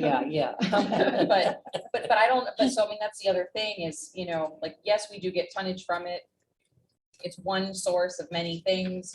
Do we want to have it or do we want to tell people put your paper recycling into your residential pickup. I mean, it's just a question, given that, you know, that we've had now 2 companies that do the paper pickup that have been less than ideal. And I know we got information for a third.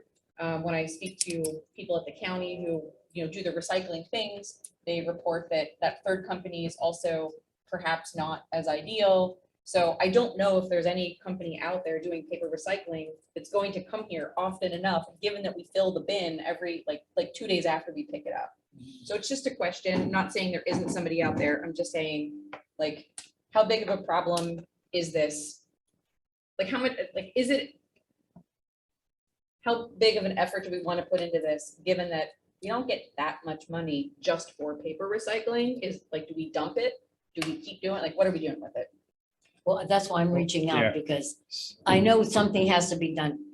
I don't have the answers. I need your input. I seriously do. Yeah, so I would just suggest that maybe like this sort of falls under maybe infrastructure and asset management. I mean, maybe Rhoda, if you work with Trish and that committee Sure.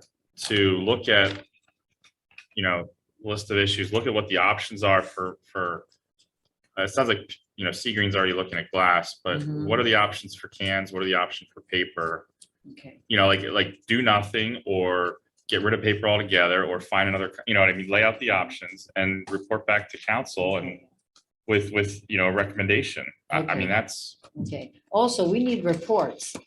Like, you know, with the fire department, maybe they can give us a report, like how much are they actually bringing in? Because we're not seeing that. We- The we fire get it depart- I mean, once- we are seeing it indirectly, yeah. We get it once a year. They're only required to provide that to us once a year. Okay, well, okay, that's good.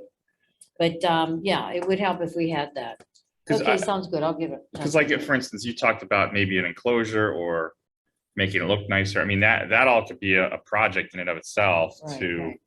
you know, redo an entire recycling area and what, you know, what are the things available? I know that is it a 902 or 903? 904. Well, there's that, but then there's another one you can apply for money for, like, I think, recycling related projects. Oh. That's 90. The 90 something. There is a 2 and a 3, but they're slightly different. Yeah, I forget which, and I don't know all the details, but that may be, All right, let me get a hold of, So it- I'll connect with Trish and. her yeah, do committee, some whatever, research yeah. and bring it to the committee and come back to council with a recommendation. For And sure, I think that's the way to to tackle it. go, sure. I Okay, have a great, question and or comment. sure. I could be wrong, but I believe that the Boy Scouts built the recycling station over there before Verona had community-wide recycling from the garbage company. Is that correct? What do you mean by building? We built, Those recycle bins have been there before Verona was participating in recycling. just the aluminum cans. You got- It was past councils that brought those other. Yeah, but containers that in. was because at the Wasn't provided by time, the- there was no recycling in Verona, correct? Right. And now there is recycling in Verona. So that was built to provide a service that didn't exist in Verona. Mhm. There was no place to recycle your cans or your Right, paper. right, right. So that was put there. But now every house has a recycling garbage Well, see, can. that's the crazy guy. Yeah, that's why I just wanted to bring that up and make sure that I was remembering it correctly, that's why those were put there, because there was no recycling program in Verona. Well, actually, Waste Management was so gracious. They had given free of charge 2 huge recycling bins. And they were nice because a lot of people were putting in like their cardboard and things like that, like the printing companies and that. And then when we lost that company, we lost those. And then when County Hauling gave us one this big, and people were actually putting garbage in it, and they took that away. So that what didn't pan out at all. I was just providing food for thought that Yeah, yeah, when they yeah, were no. built, we Good. didn't have a recycling program in True, Verona. true. Now we do have a recycling program in Verona. So if it were be councils or your committees Right. recommendation to get rid of those, it wouldn't be as drastic as if we would have got rid of them back when When it there started. wasn't recycling in every household. Right. Okay, that's all I had. Okay, thank you. Thank you for your input. Okay, the next one is removing or reviewing the community development committee's priorities. Right now, our group has been working on the maintenance of private property using the borough's resources. So I'm fine tuning that, and I'll be meeting with my committee eventually. And I will have everything in place. And also the tip sheets, I'm just requesting people to continue handing in tip sheets. That's the only way we're gonna get code enforcement at this point, because we don't have our own. I mean, we have BIU, but we don't actually have our own code enforcer. Hopefully, that's gonna be in the budget next time. Hopefully, we're gonna get one soon. I need everyone to back me up on that. Also, I'm gonna kill this church's name. We have to thank this, it's Christadelphia Ecclesta. Anyway, they clean up High Street and Ridge Streets. They do such a beautiful job, and I don't know if any of us, I've actually gone to them and thanked them. But I'm telling you, if you see anyone at that church, it's on First Street. Oh, those are the ones that do it. They're I didn't know. wonderful. They're Yeah. wonderful. They no recognition. They just do it. They use their own bags. They do everything. So I think it's fantastic. They Take a did look, an I think- impeccable job, you're right. I just love them. If Yeah, I may, I think a letter should be sent out through the borough thanking them. I would love it. I mean, Good idea. I know Christine has a lot of work. I'll send a thank you. If you want me to do it, Letter Christine, Should be sent out. hello, It doesn't matter. I mean, either way. we can whatever talk you about it. feel comfortable We can doing. Talk about it. Okay. And the last, but not, well, actually, I'm lying. I have two things. Before, it's not even written down. You know, the pews that we have in the hallway, that's like a fire escape, so to speak, like a passageway. Can we possibly bring those pews back in here? Because they're They like were where the already- history room is, when you're going Yeah, to, in that hallway. yeah, can we possibly bring them in? They all used to be in here. I know, but can we do that again? I don't have a problem. with that. I don't have a That was problem. probably taken in there because of COVID. It was Well, yeah, my but understanding because of We're COVID. past that part, you know? I agree. Yeah, think we and should- it's sort of dangerous doing it like, God forbid. Right. I'm sure you can get through if there was a fire, but still, But not a wheelchair or something. no, forget it. And last but not least, I really would like to see an energy audit and an AV audit soon.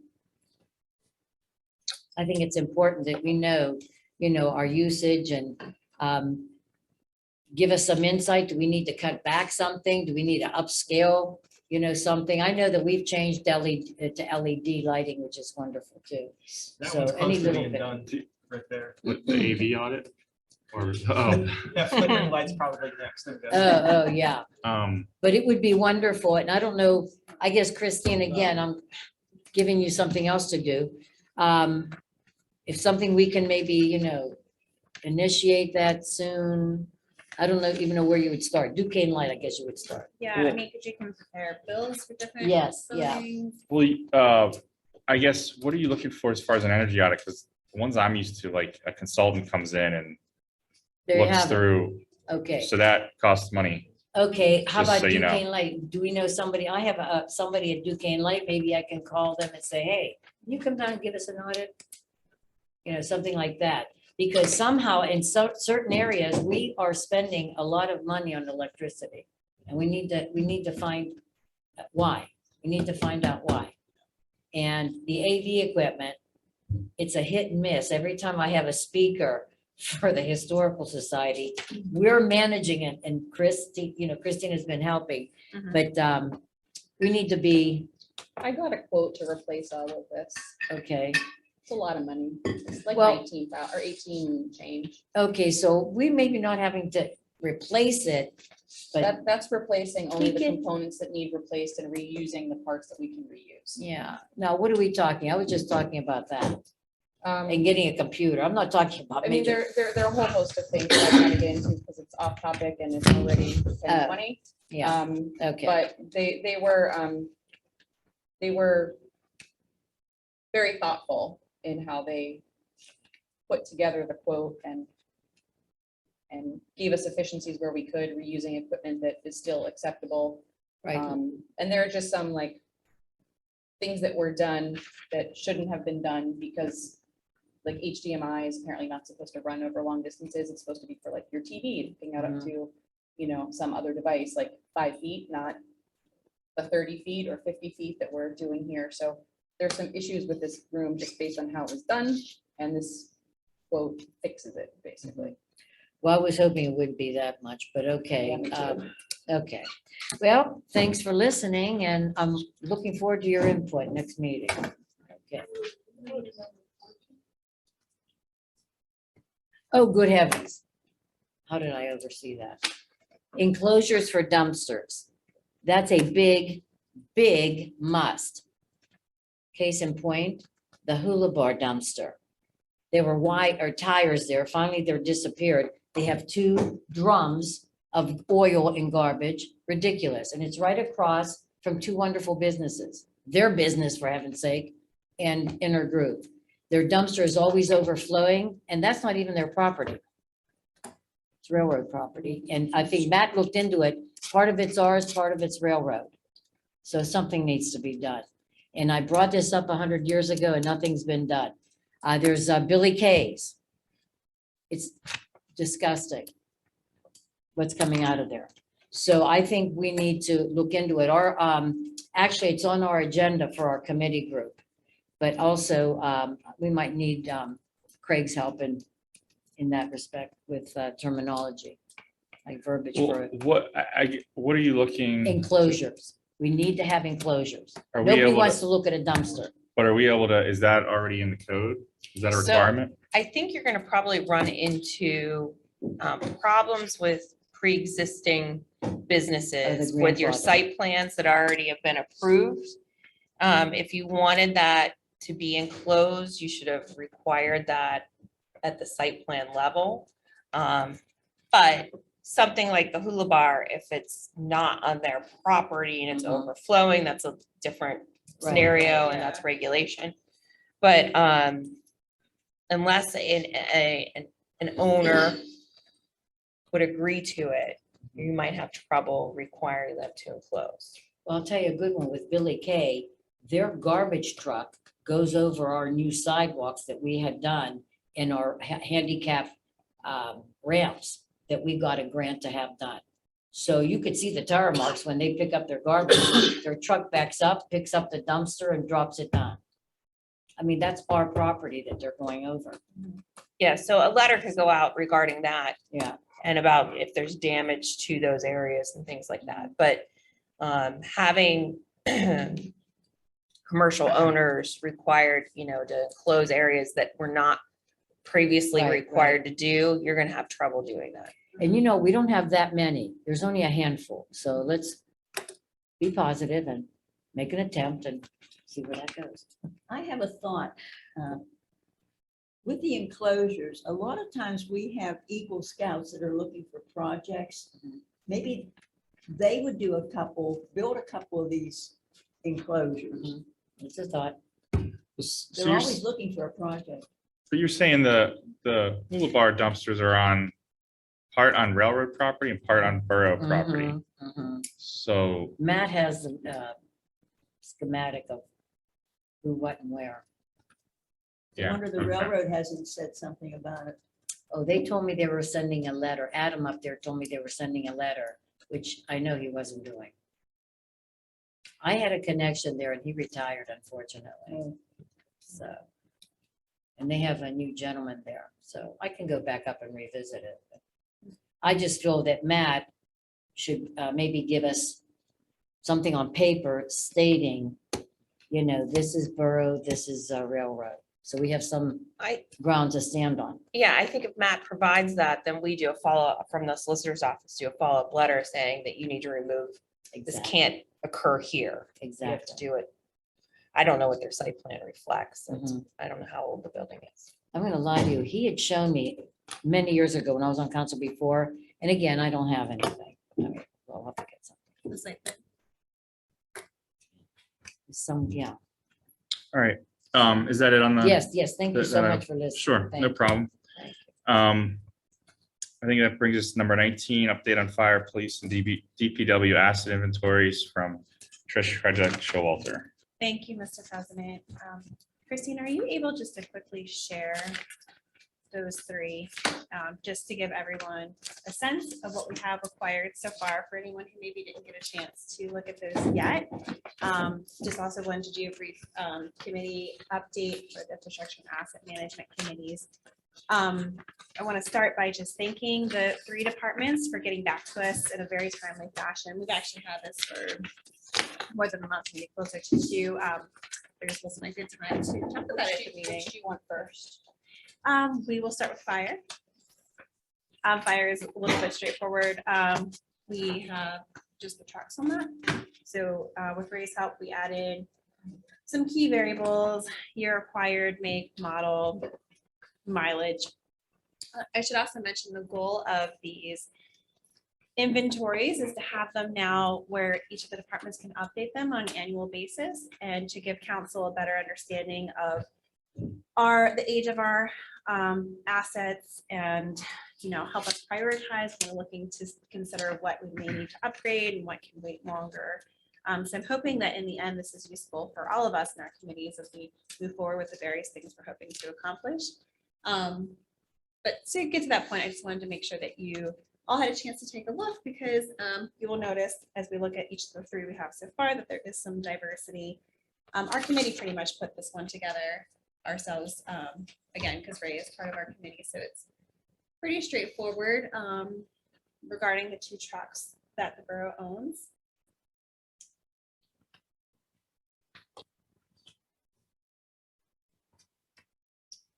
Just the two main trucks. Borough didn't buy the pickup truck. What's that? She's asking about the pickup truck, Fire but department owns that. we're only including borough assets How'd you without that happen? Okay. in this audit. So that's why that one is shorter. Next, if you don't mind, Christine, we'll look at the police inventory. So this one gets to be quite a bit longer, and it's perfectly useful and acceptable, but it is in a different format. So these are things we'll probably be tweaking throughout the year to make the different inventories consistent, so it's easier for us to kind of look at and glean the information that is useful. But one thing I was looking for feedback tonight from all of you, the police items I assume are generally higher dollar amounts.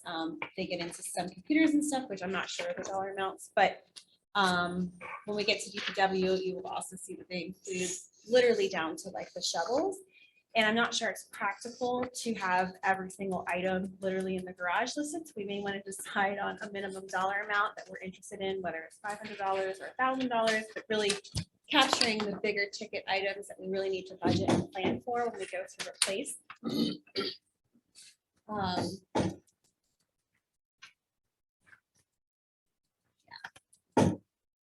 So any questions so far? Real quick, sorry, is the committee looking to, like, are you gonna put these all into one standardized spreadsheet, or what is that? That's my goal, but I just wanted to share what we had to date before we put through the effort to systemize everything into one, to then maybe discover, oh, I wish we had done it this way or had this Sure. information. Okay. So if there's comments right now about things that are more important, less important, maybe aren't included, that we should look to include, I welcome all of that now or in general. I've always wanted inventories. I think it's wonderful. It's great. Very good.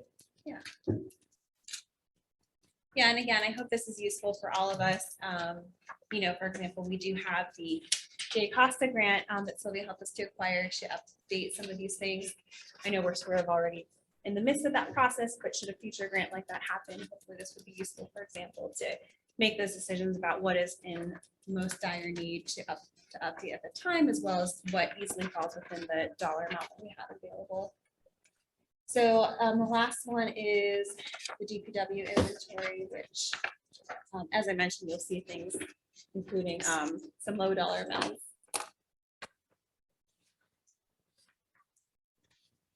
Does anyone have thoughts at this time about what would be like the minimum value to be included in an inventory? I was suggesting 500 or 1,000, but I'm open to other thoughts on that.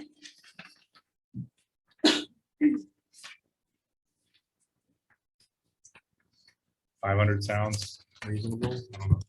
I don't know. DPW also included, as you'll notice, like a ABCD rating about what they would consider the condition of whatever the item is. So I think that's something very useful and unique about that one that we could maybe in next year's audit also ask the different departments to include some sort of similar rating system to help us discern, again, the need for replacement.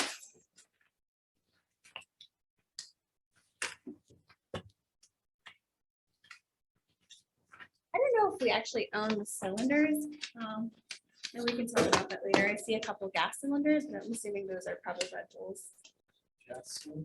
Yeah, there was like a Sally. Oh, we own those. We own those.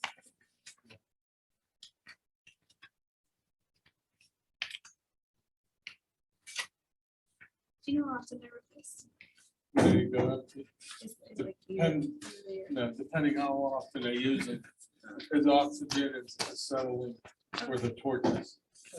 So when they heat stuff up, it goes on maybe 5-6 weeks, depending how often they use it, really. Isn't there a gauge on them? Yeah. Okay, so again, yeah, just looking for feedback at this time about minimum values to include and any comments on the best way to kind of like pull everything together into one master spreadsheet. I know it's late, so if there aren't many, that is also fine. Like I said, anytime is welcome to receive comments. My only suggestion is just so it's searchable. Some of the handwriting maybe just typed up at some point, not the highest of priorities. It's probably the easiest way to do that. But just a reminder too, as we're done with our first quarter of the year, we're gonna be coming up on budget soon enough. If there's anything that's like a D rating with this or anything else we're looking at, you know, take recommendations from who owns and knows, you know, what they work with, and we can bring those up for all of us to consider for budget when there are known improvements we can get in front of. And then, Absolutely. which we talked about by committee already, but that's the only thing. But this is, like you said, very timely, got fast responses, and appreciate the departments offering this out. And Trish, the admin one is underway, but not yet completed. Okay, yes, no rush, Christine. No It's, rush. it's almost finished, another hour and some. Wow, that's awesome. Great. Thanks for the update. Yeah, I was just gonna say up next is, we also have admin on the list. We have parking lots, parks, we have roads, which I think we're still having a little bit of an internal discussion about if it's something that DPW would look at versus robotics or maybe some combination. So I think we'll table that part of our committee's update for right now. And then also sidewalks were included as part of something the committee should tackle for this year. So that brings me to my next exciting update, which is an opportunity to complete a sidewalk inventory at no cost to the borough. So we were awarded an additional $10,000 in CPC funding to go towards specifically inventorying Verona Borough sidewalks through the Department of Health. There was no application process and there's absolutely no match. There was just some slush funding in the WalkWorks program that we've been accepted for and working through. The catch, if there is one, is that the work must be completed by the end of August to be billed in September. So I'm excited to share that. I also wanted to note that sidewalks has been coming up near the top of the community priority list from the ATB survey that hopefully everyone has completed by now, if not by the 30th.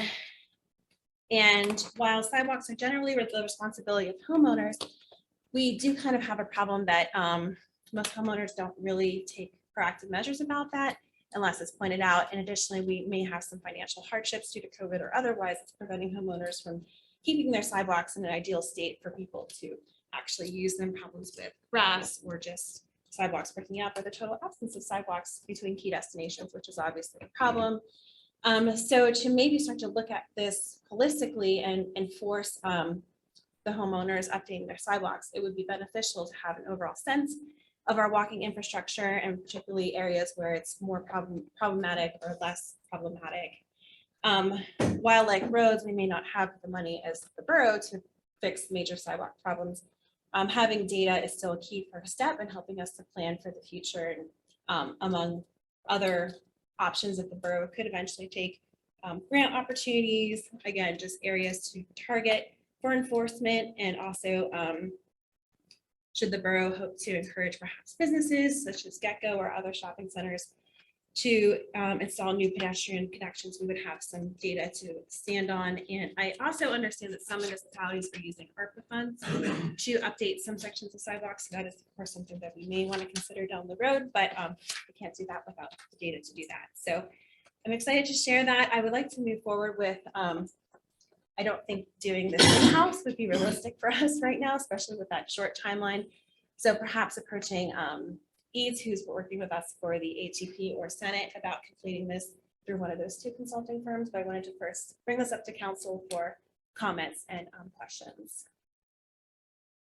So what can the $10,000 be used for? For a sidewalk inventory, and we may decide to focus on the business district or key destinations. There's also satellite data that we can tie in with it, but sidewalks, So you're saying an inventory, an inventory. can it be used to put sidewalks in? No, just for That the was my inventory. question, too. So I was gonna suggest the parks. That would have been awesome. Yeah, it would definitely give us some more data regarding the best way to do sidewalks there as well as otherwise. Does it This include is city just stepways as well and like pathways? Yes. So the city steps would count for audit for us to, Mhm. But this is just the study. This is just the comprehensive data acquisition. So Do we know, would $10,000 be enough to cover an inventory of the entire borough? Yeah, that's really more of a question for the engineering firms. It may be something like, if we want to do the entire borough, we maybe have less data. So that may be a point where we want to look into GIS and other publicly available data that we could do like more easily a holistic approach versus zoning in on key areas. So it depends how macro or micro we want to get. The ATP should give us some guidance on what is most beneficial to focus on. be nice to get a grant to have paving done, Yes, that would be. because I thought when you said 10,000, I thought, oh, we could do East Railroad Avenue. But yeah, Well, it's forget it. helpful to have the data though when you do apply to those Sure, grants. 'cause- absolutely, Yeah. absolutely. And then, with the ATP, like, are we gonna have the results of the ATP plan in time? I mean, because this, sounds like this has to be done by August. It's kind of a short. I Right. mean, that's about 3 months. Yeah, 3 or we 4 may months. only have preliminary data, but we should have some indications of that. Yeah, so I guess another question would be, I mean, I know it's a no match grant, but do we have staff capacity to, get an engineering firm and administer? Yeah, Because it's kind of a new project. I mean, I think it's great. It would be great to have that inventory, to have that data layer. I mean, personally, I think the road inventory to me should be prioritized, since those are Mm. roads we are directly responsible for paving and maintaining. But I mean, I understand the importance of sidewalks, and I agree with, Mhm. keeping walkability a priority. I just want to make sure, I don't know if, Christine has any questions about just how we would administer this, or how, yeah, if we're able to do it in the time frame. because our sidewalks and their sidewalks are different. So to spend $10,000 on auditing, like your sidewalk's horrible. Like then we're telling people you do the work. So I don't know. It's probably the least fun questions that ever come to a solicitor, but from the middle of the road to the curb, to the front door of the business or home, how does the sidewalk fall and like the grass between the curb and the sidewalk? Like, it's just a gray area for my, So the grass from the home to the sidewalk clearly is the residents or the owners. Then you have the sidewalk, which is supposed to be maintained by the individual. That little sliver of grass between the curb technically is really also the resident to maintain, whether you weed whack it or whatever. And then the road is us on the curb. Yes, I think that there may be some correlation between deteriorating sidewalks and the socioeconomic status of that particular part of town. So it could be the case that down the road, the borough may explore opportunities such as matching homeowner dollars to repair sidewalks, or consider loans, or I mentioned, at least of one other municipality who's using ARPA funds to repair sidewalks in key destinations, which, again, is ultimately the responsibility of the homeowner, but it could have benefits for the borough to just go ahead and fix some of that in order to increase walkability or increase business traffic and people just using the area. I think we're far from loaning money and giving out money for people to do personally when we can't do our 13 miles. So I think it's the far end of the spectrum. Appreciate the, we talked about Dreams, hardship a goals. couple times tonight. Where I see this being maybe utilized is if you ever go up south, you go up the cobblestone, then you come up to the elementary school and then you pass it. There's a couple of roads and alleys that are turned on by the trash trucks where there's like an 18-inch drop. I know The exactly curb has where been you- broken, the sidewalk has It's been terrible. just smashed. Yep. If we can use this audit to find fault to like the county hauling or, some use where it's like, hey, we have a study that shows your weighted vehicles have been damaging and like, then that's used. I'd rather do that than go to our, however many households we have and spend $10,000 in funding to say, you need to fix this. And then we just acknowledge they need to fix it, but they can't fix it. Does Yeah. that make sense? No, am that I makes total sense. communicating that Mhm. well? Yeah. But also if it helps with pathways or with city steps, there's a number of, I think, corners of our town that could be improved so that people from upper Verona can reach lower Verona or go from our business district to the residential area, the parks where maybe we could, if that's considered sidewalks, maybe that's where we can hone in on improvement as well, Yeah. not just a traditional sidewalk. Yeah, the stairs and stuff are a really good point. Other comments? Kristen, do you have anything to add? I know I asked a question. Well, I don't Yeah, even remember what it was. I mean, the only thing I was thinking about with this is, this might be a good project for an additional intern, if we could secure an additional intern. I know you all don't want to hear about robotics, but they also have another product that, and I sent you all this information. thank you. It's called Agile Mapper. This is a manual process. So it's not like, doesn't look at the sidewalk and rate it. It takes footage and then you can basically go around the sidewalks from your desk and tag things and say, this one's bad, this one's messed up, probably from a truck driving on it, going around the corner. You can also inventory road signs and other assets along the way as well with that. I did check and we could use these funds to purchase the software. So, and then they said they'd give us a deal. If we were doing the roadway stuff, they'd give us a deal on the sidewalk stuff. But that could be a good intern project to walk every sidewalk, do it. Agreed. And then maybe there ends up, I don't know exactly what this looks like, but maybe interfacing with Matt, getting training on, how are we gonna categorize these things? Particularly we have like an engineering intern, like, somebody from, like, there are lots of engineering schools around here. Right. And, this $10,000 is like a fair amount of money, but not for consultants that bill out at 150 or more an hour. Right. So We would get more value out of an intern, but like, yeah. if we want to do everything, unless we're doing just a targeted area, then, paying a consultant is something that we probably could afford with 10K. Just a thought. do you have ideas of ways we can still get an intern at this point? I LGA is mean, out, right? it's late in the game, but I'm sure there's like somebody at CMU or Pitt's engineering schools that would like to do something. And I mean, this isn't even like a full-time gig over the summer. It wouldn't take them really that long. I mean, So you can use that $10,000 to get to buy a program. Yes, Well, then why don't you just do that? and pay the intern. we could absolutely do that.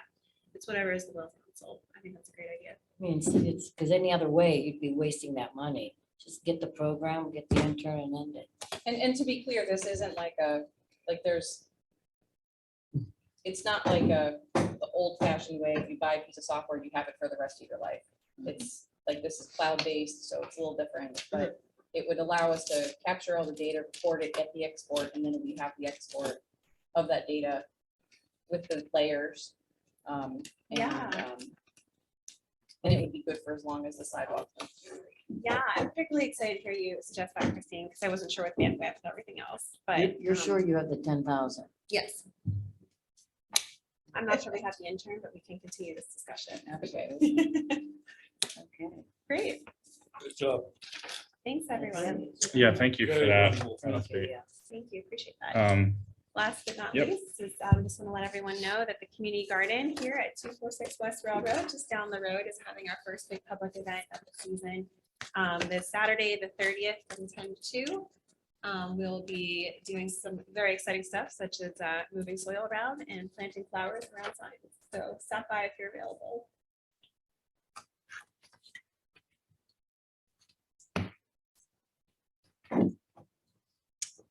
All right. thank you for that update. I think that's everything, right? We didn't miss it? Yes, I was gonna ask you, Mr. President, if you meant to mention an exec session. Oh, from Saturday. We had another one too. That regarding personnel. Regarding what? Personnel. Oh, well, so yeah, it's actually the next item is the intern, but, so yeah, we did have an executive session. It was a training and coaching session with Susan Hockenberry on Saturday with all of council. And then we did have an executive session on this past Friday, or no, this past Thursday, to discuss a personnel issue or potential personnel hire. So moving on to our action items. Thank you for the reminder, Trish. Moving on to the action items. The first one is a resolution to hire the intern. Christine, do you want to say anything about this? Yeah, I mean, I'm not gonna read it because it's late and nobody wants me to read, but basically the person that we're hiring, name is Taylor Pop. She's awesome. She's like articulate and smart and I think funny. Very skilled in mapping and data analysis, data wrangling, all the good stuff. And she's really interested in local government and land use and mapping and using those tools to understand that. So so this is very exciting and she's excited to be here. So and I'll make that again, motion. this is funded in part half from local government academy, half from the borough. It's going to cost us $6 an hour for her time. this summer. Do you need a motion? Make that motion. I'll second it. First by Mr. Warren, When does she start? second by Mrs. Wharf. Any questions or comments? Sylvia asked a question, when does she start? May 31st. Any other questions or comments? I'll just echo Christine's, since I was able to interview her, she was great. She was definitely one of the best, if not the best candidate we had. So I'm glad we were able to land her. So, all right, all those in favor, please say aye. Aye. Any opposed? All right, motion passed. The next one is resolution and letter of support for Safe Digging Month. Yeah, so we pay for a service, Pennsylvania One Call. So if somebody needs to dig up a sewer lateral up on 3rd Street, for example, they call ahead and then AJ is alerted that somebody wants to dig something up and then he goes up and marks where the things are that, you know, if they dig in the wrong spot, could hit, you know, a gas line or whatever. And so Pennsylvania One Call is asking municipalities that use the service to please just offer a letter of support and raise awareness for the importance of calling in before you dig.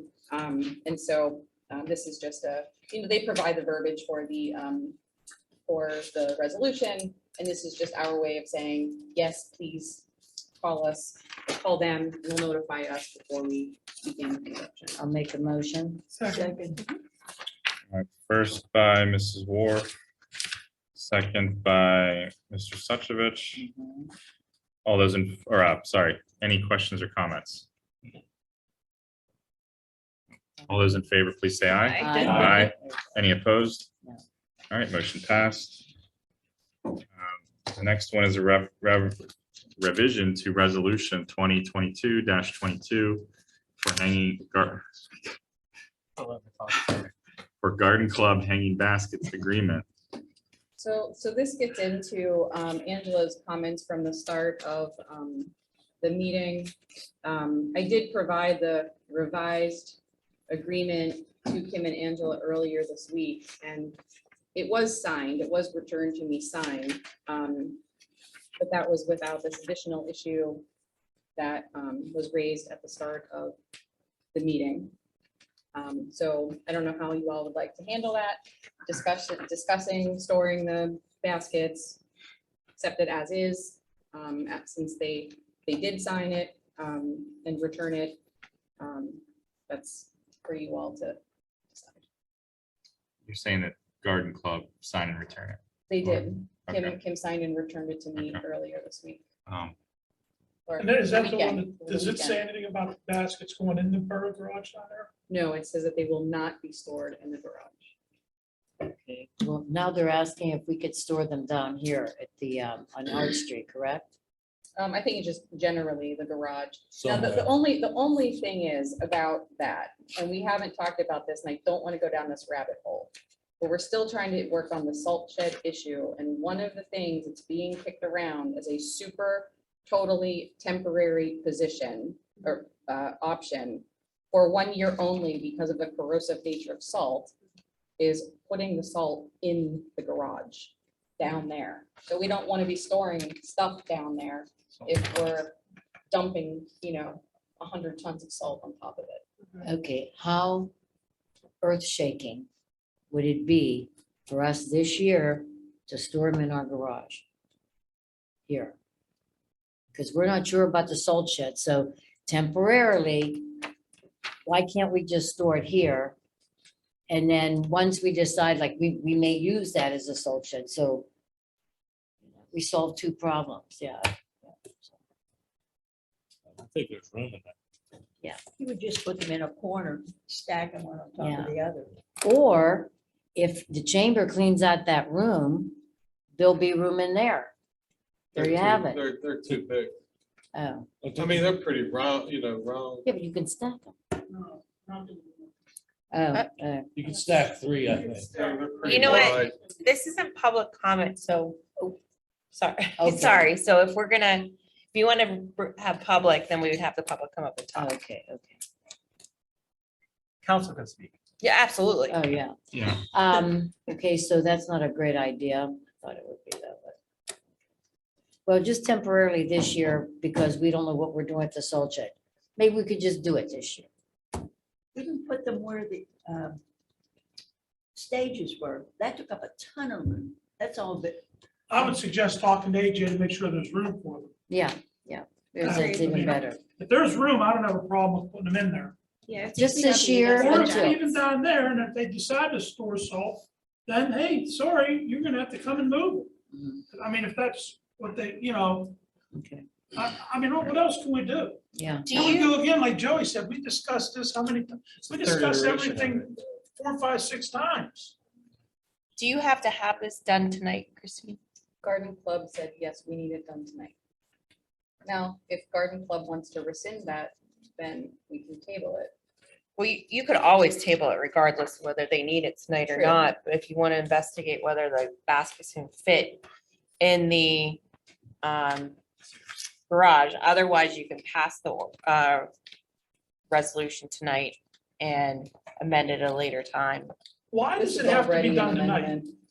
Was there something about the watering cart that was time sensitive in this? It was already updated. So I made, so there was the original one that we signed in January, and then it was like done at the last possible, like literally right before the meeting, we agreed on it. Yeah. So we passed it, we gave it to Garden Club. They said that didn't work for them.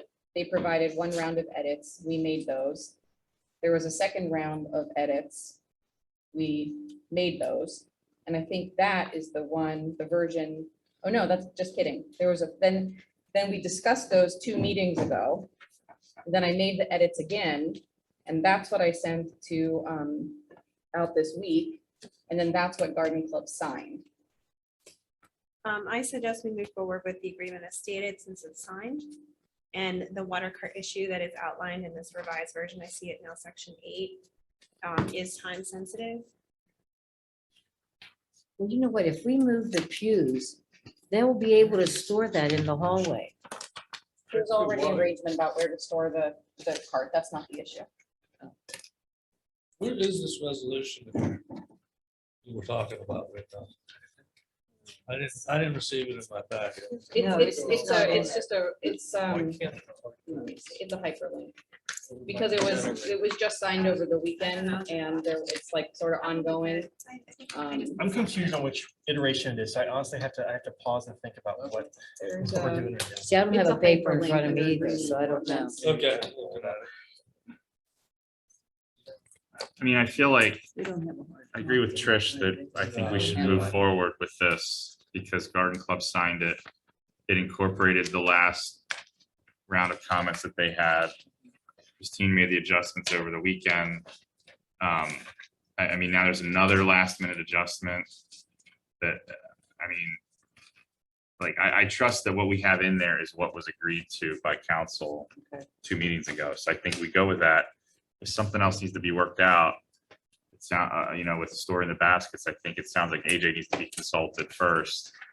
You know, we can That's not amend, gonna matter till fall. we It's can a amend good it later, yeah.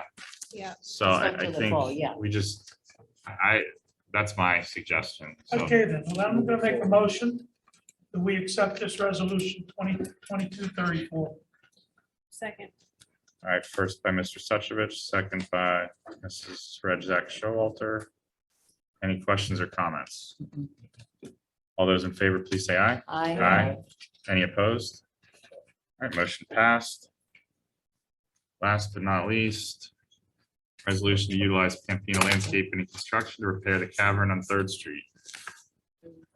Are we using the new language from earlier today, where you had said still sort of Yeah. adopt? With the caveat that the repairs need to be done in accordance with the engineer's timelines, weather permitting, and of course, if there's acts of God, that there would be additional time.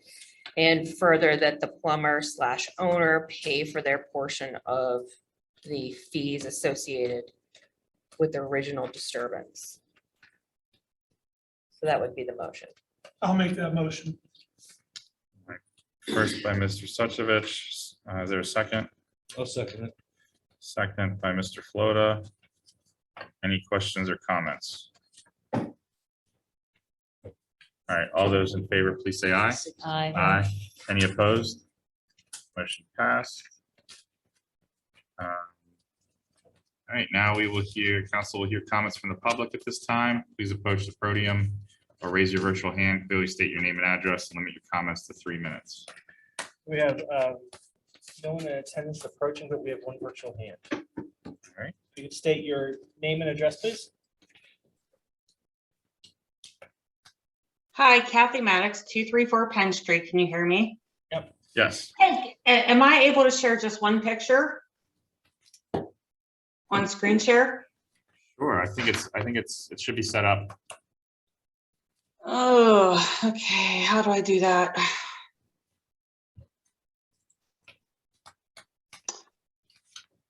How do I do? Oh, here we go. Okay, got it.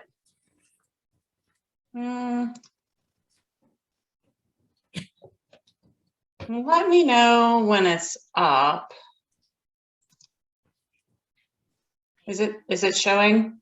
No, No. Not yet.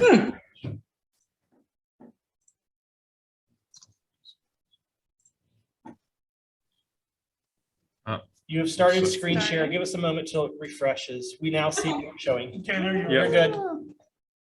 Okay, so there was a mention earlier about litter efforts, and I just think we would be remiss to not recognize other groups that were involved in this. Can you see the picture here that I have, a little collage?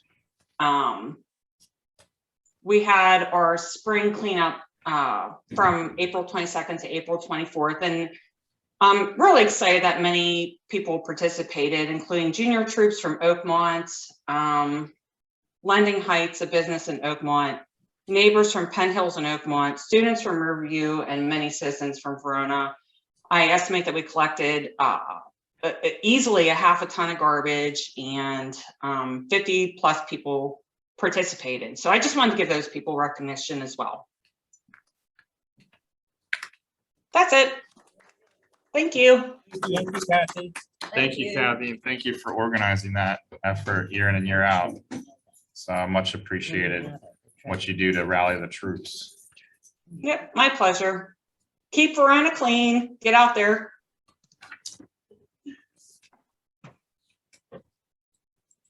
All right, thank you, Kathy. Any other comments?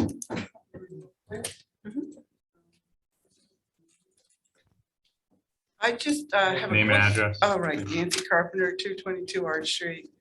Real quick question. In the past, we've always given a donation for the Memorial Day Parade, and this may have already been handled, but I just wanted to put it out there. I wonder if we were doing that this year. That was all. Yeah, we do. We've always done that. In fact, I just asked them the letters were sent out. I don't believe they were yet. So they weren't sent out yet. Rich Luciano from Oakmont's handling that. I'll reach out to him and see if when they're sending that letter out. And we have no more virtual hands raised. All right. Thank you. At this time, I'll take a motion to adjourn. I'll make that motion. All right. First by Mrs. Provenza, second. I'll second. Thanks. It's like, come on, guys. Any comments or questions? Yeah, I got a couple more things I want to go over tonight with everybody Yeah. for the next half hour. We'll be right back, Joe. All those in favor, please say aye. Aye. Any opposed? Sorry, Joe. All right, motion passed. Thank you, everyone. Have a great night. At least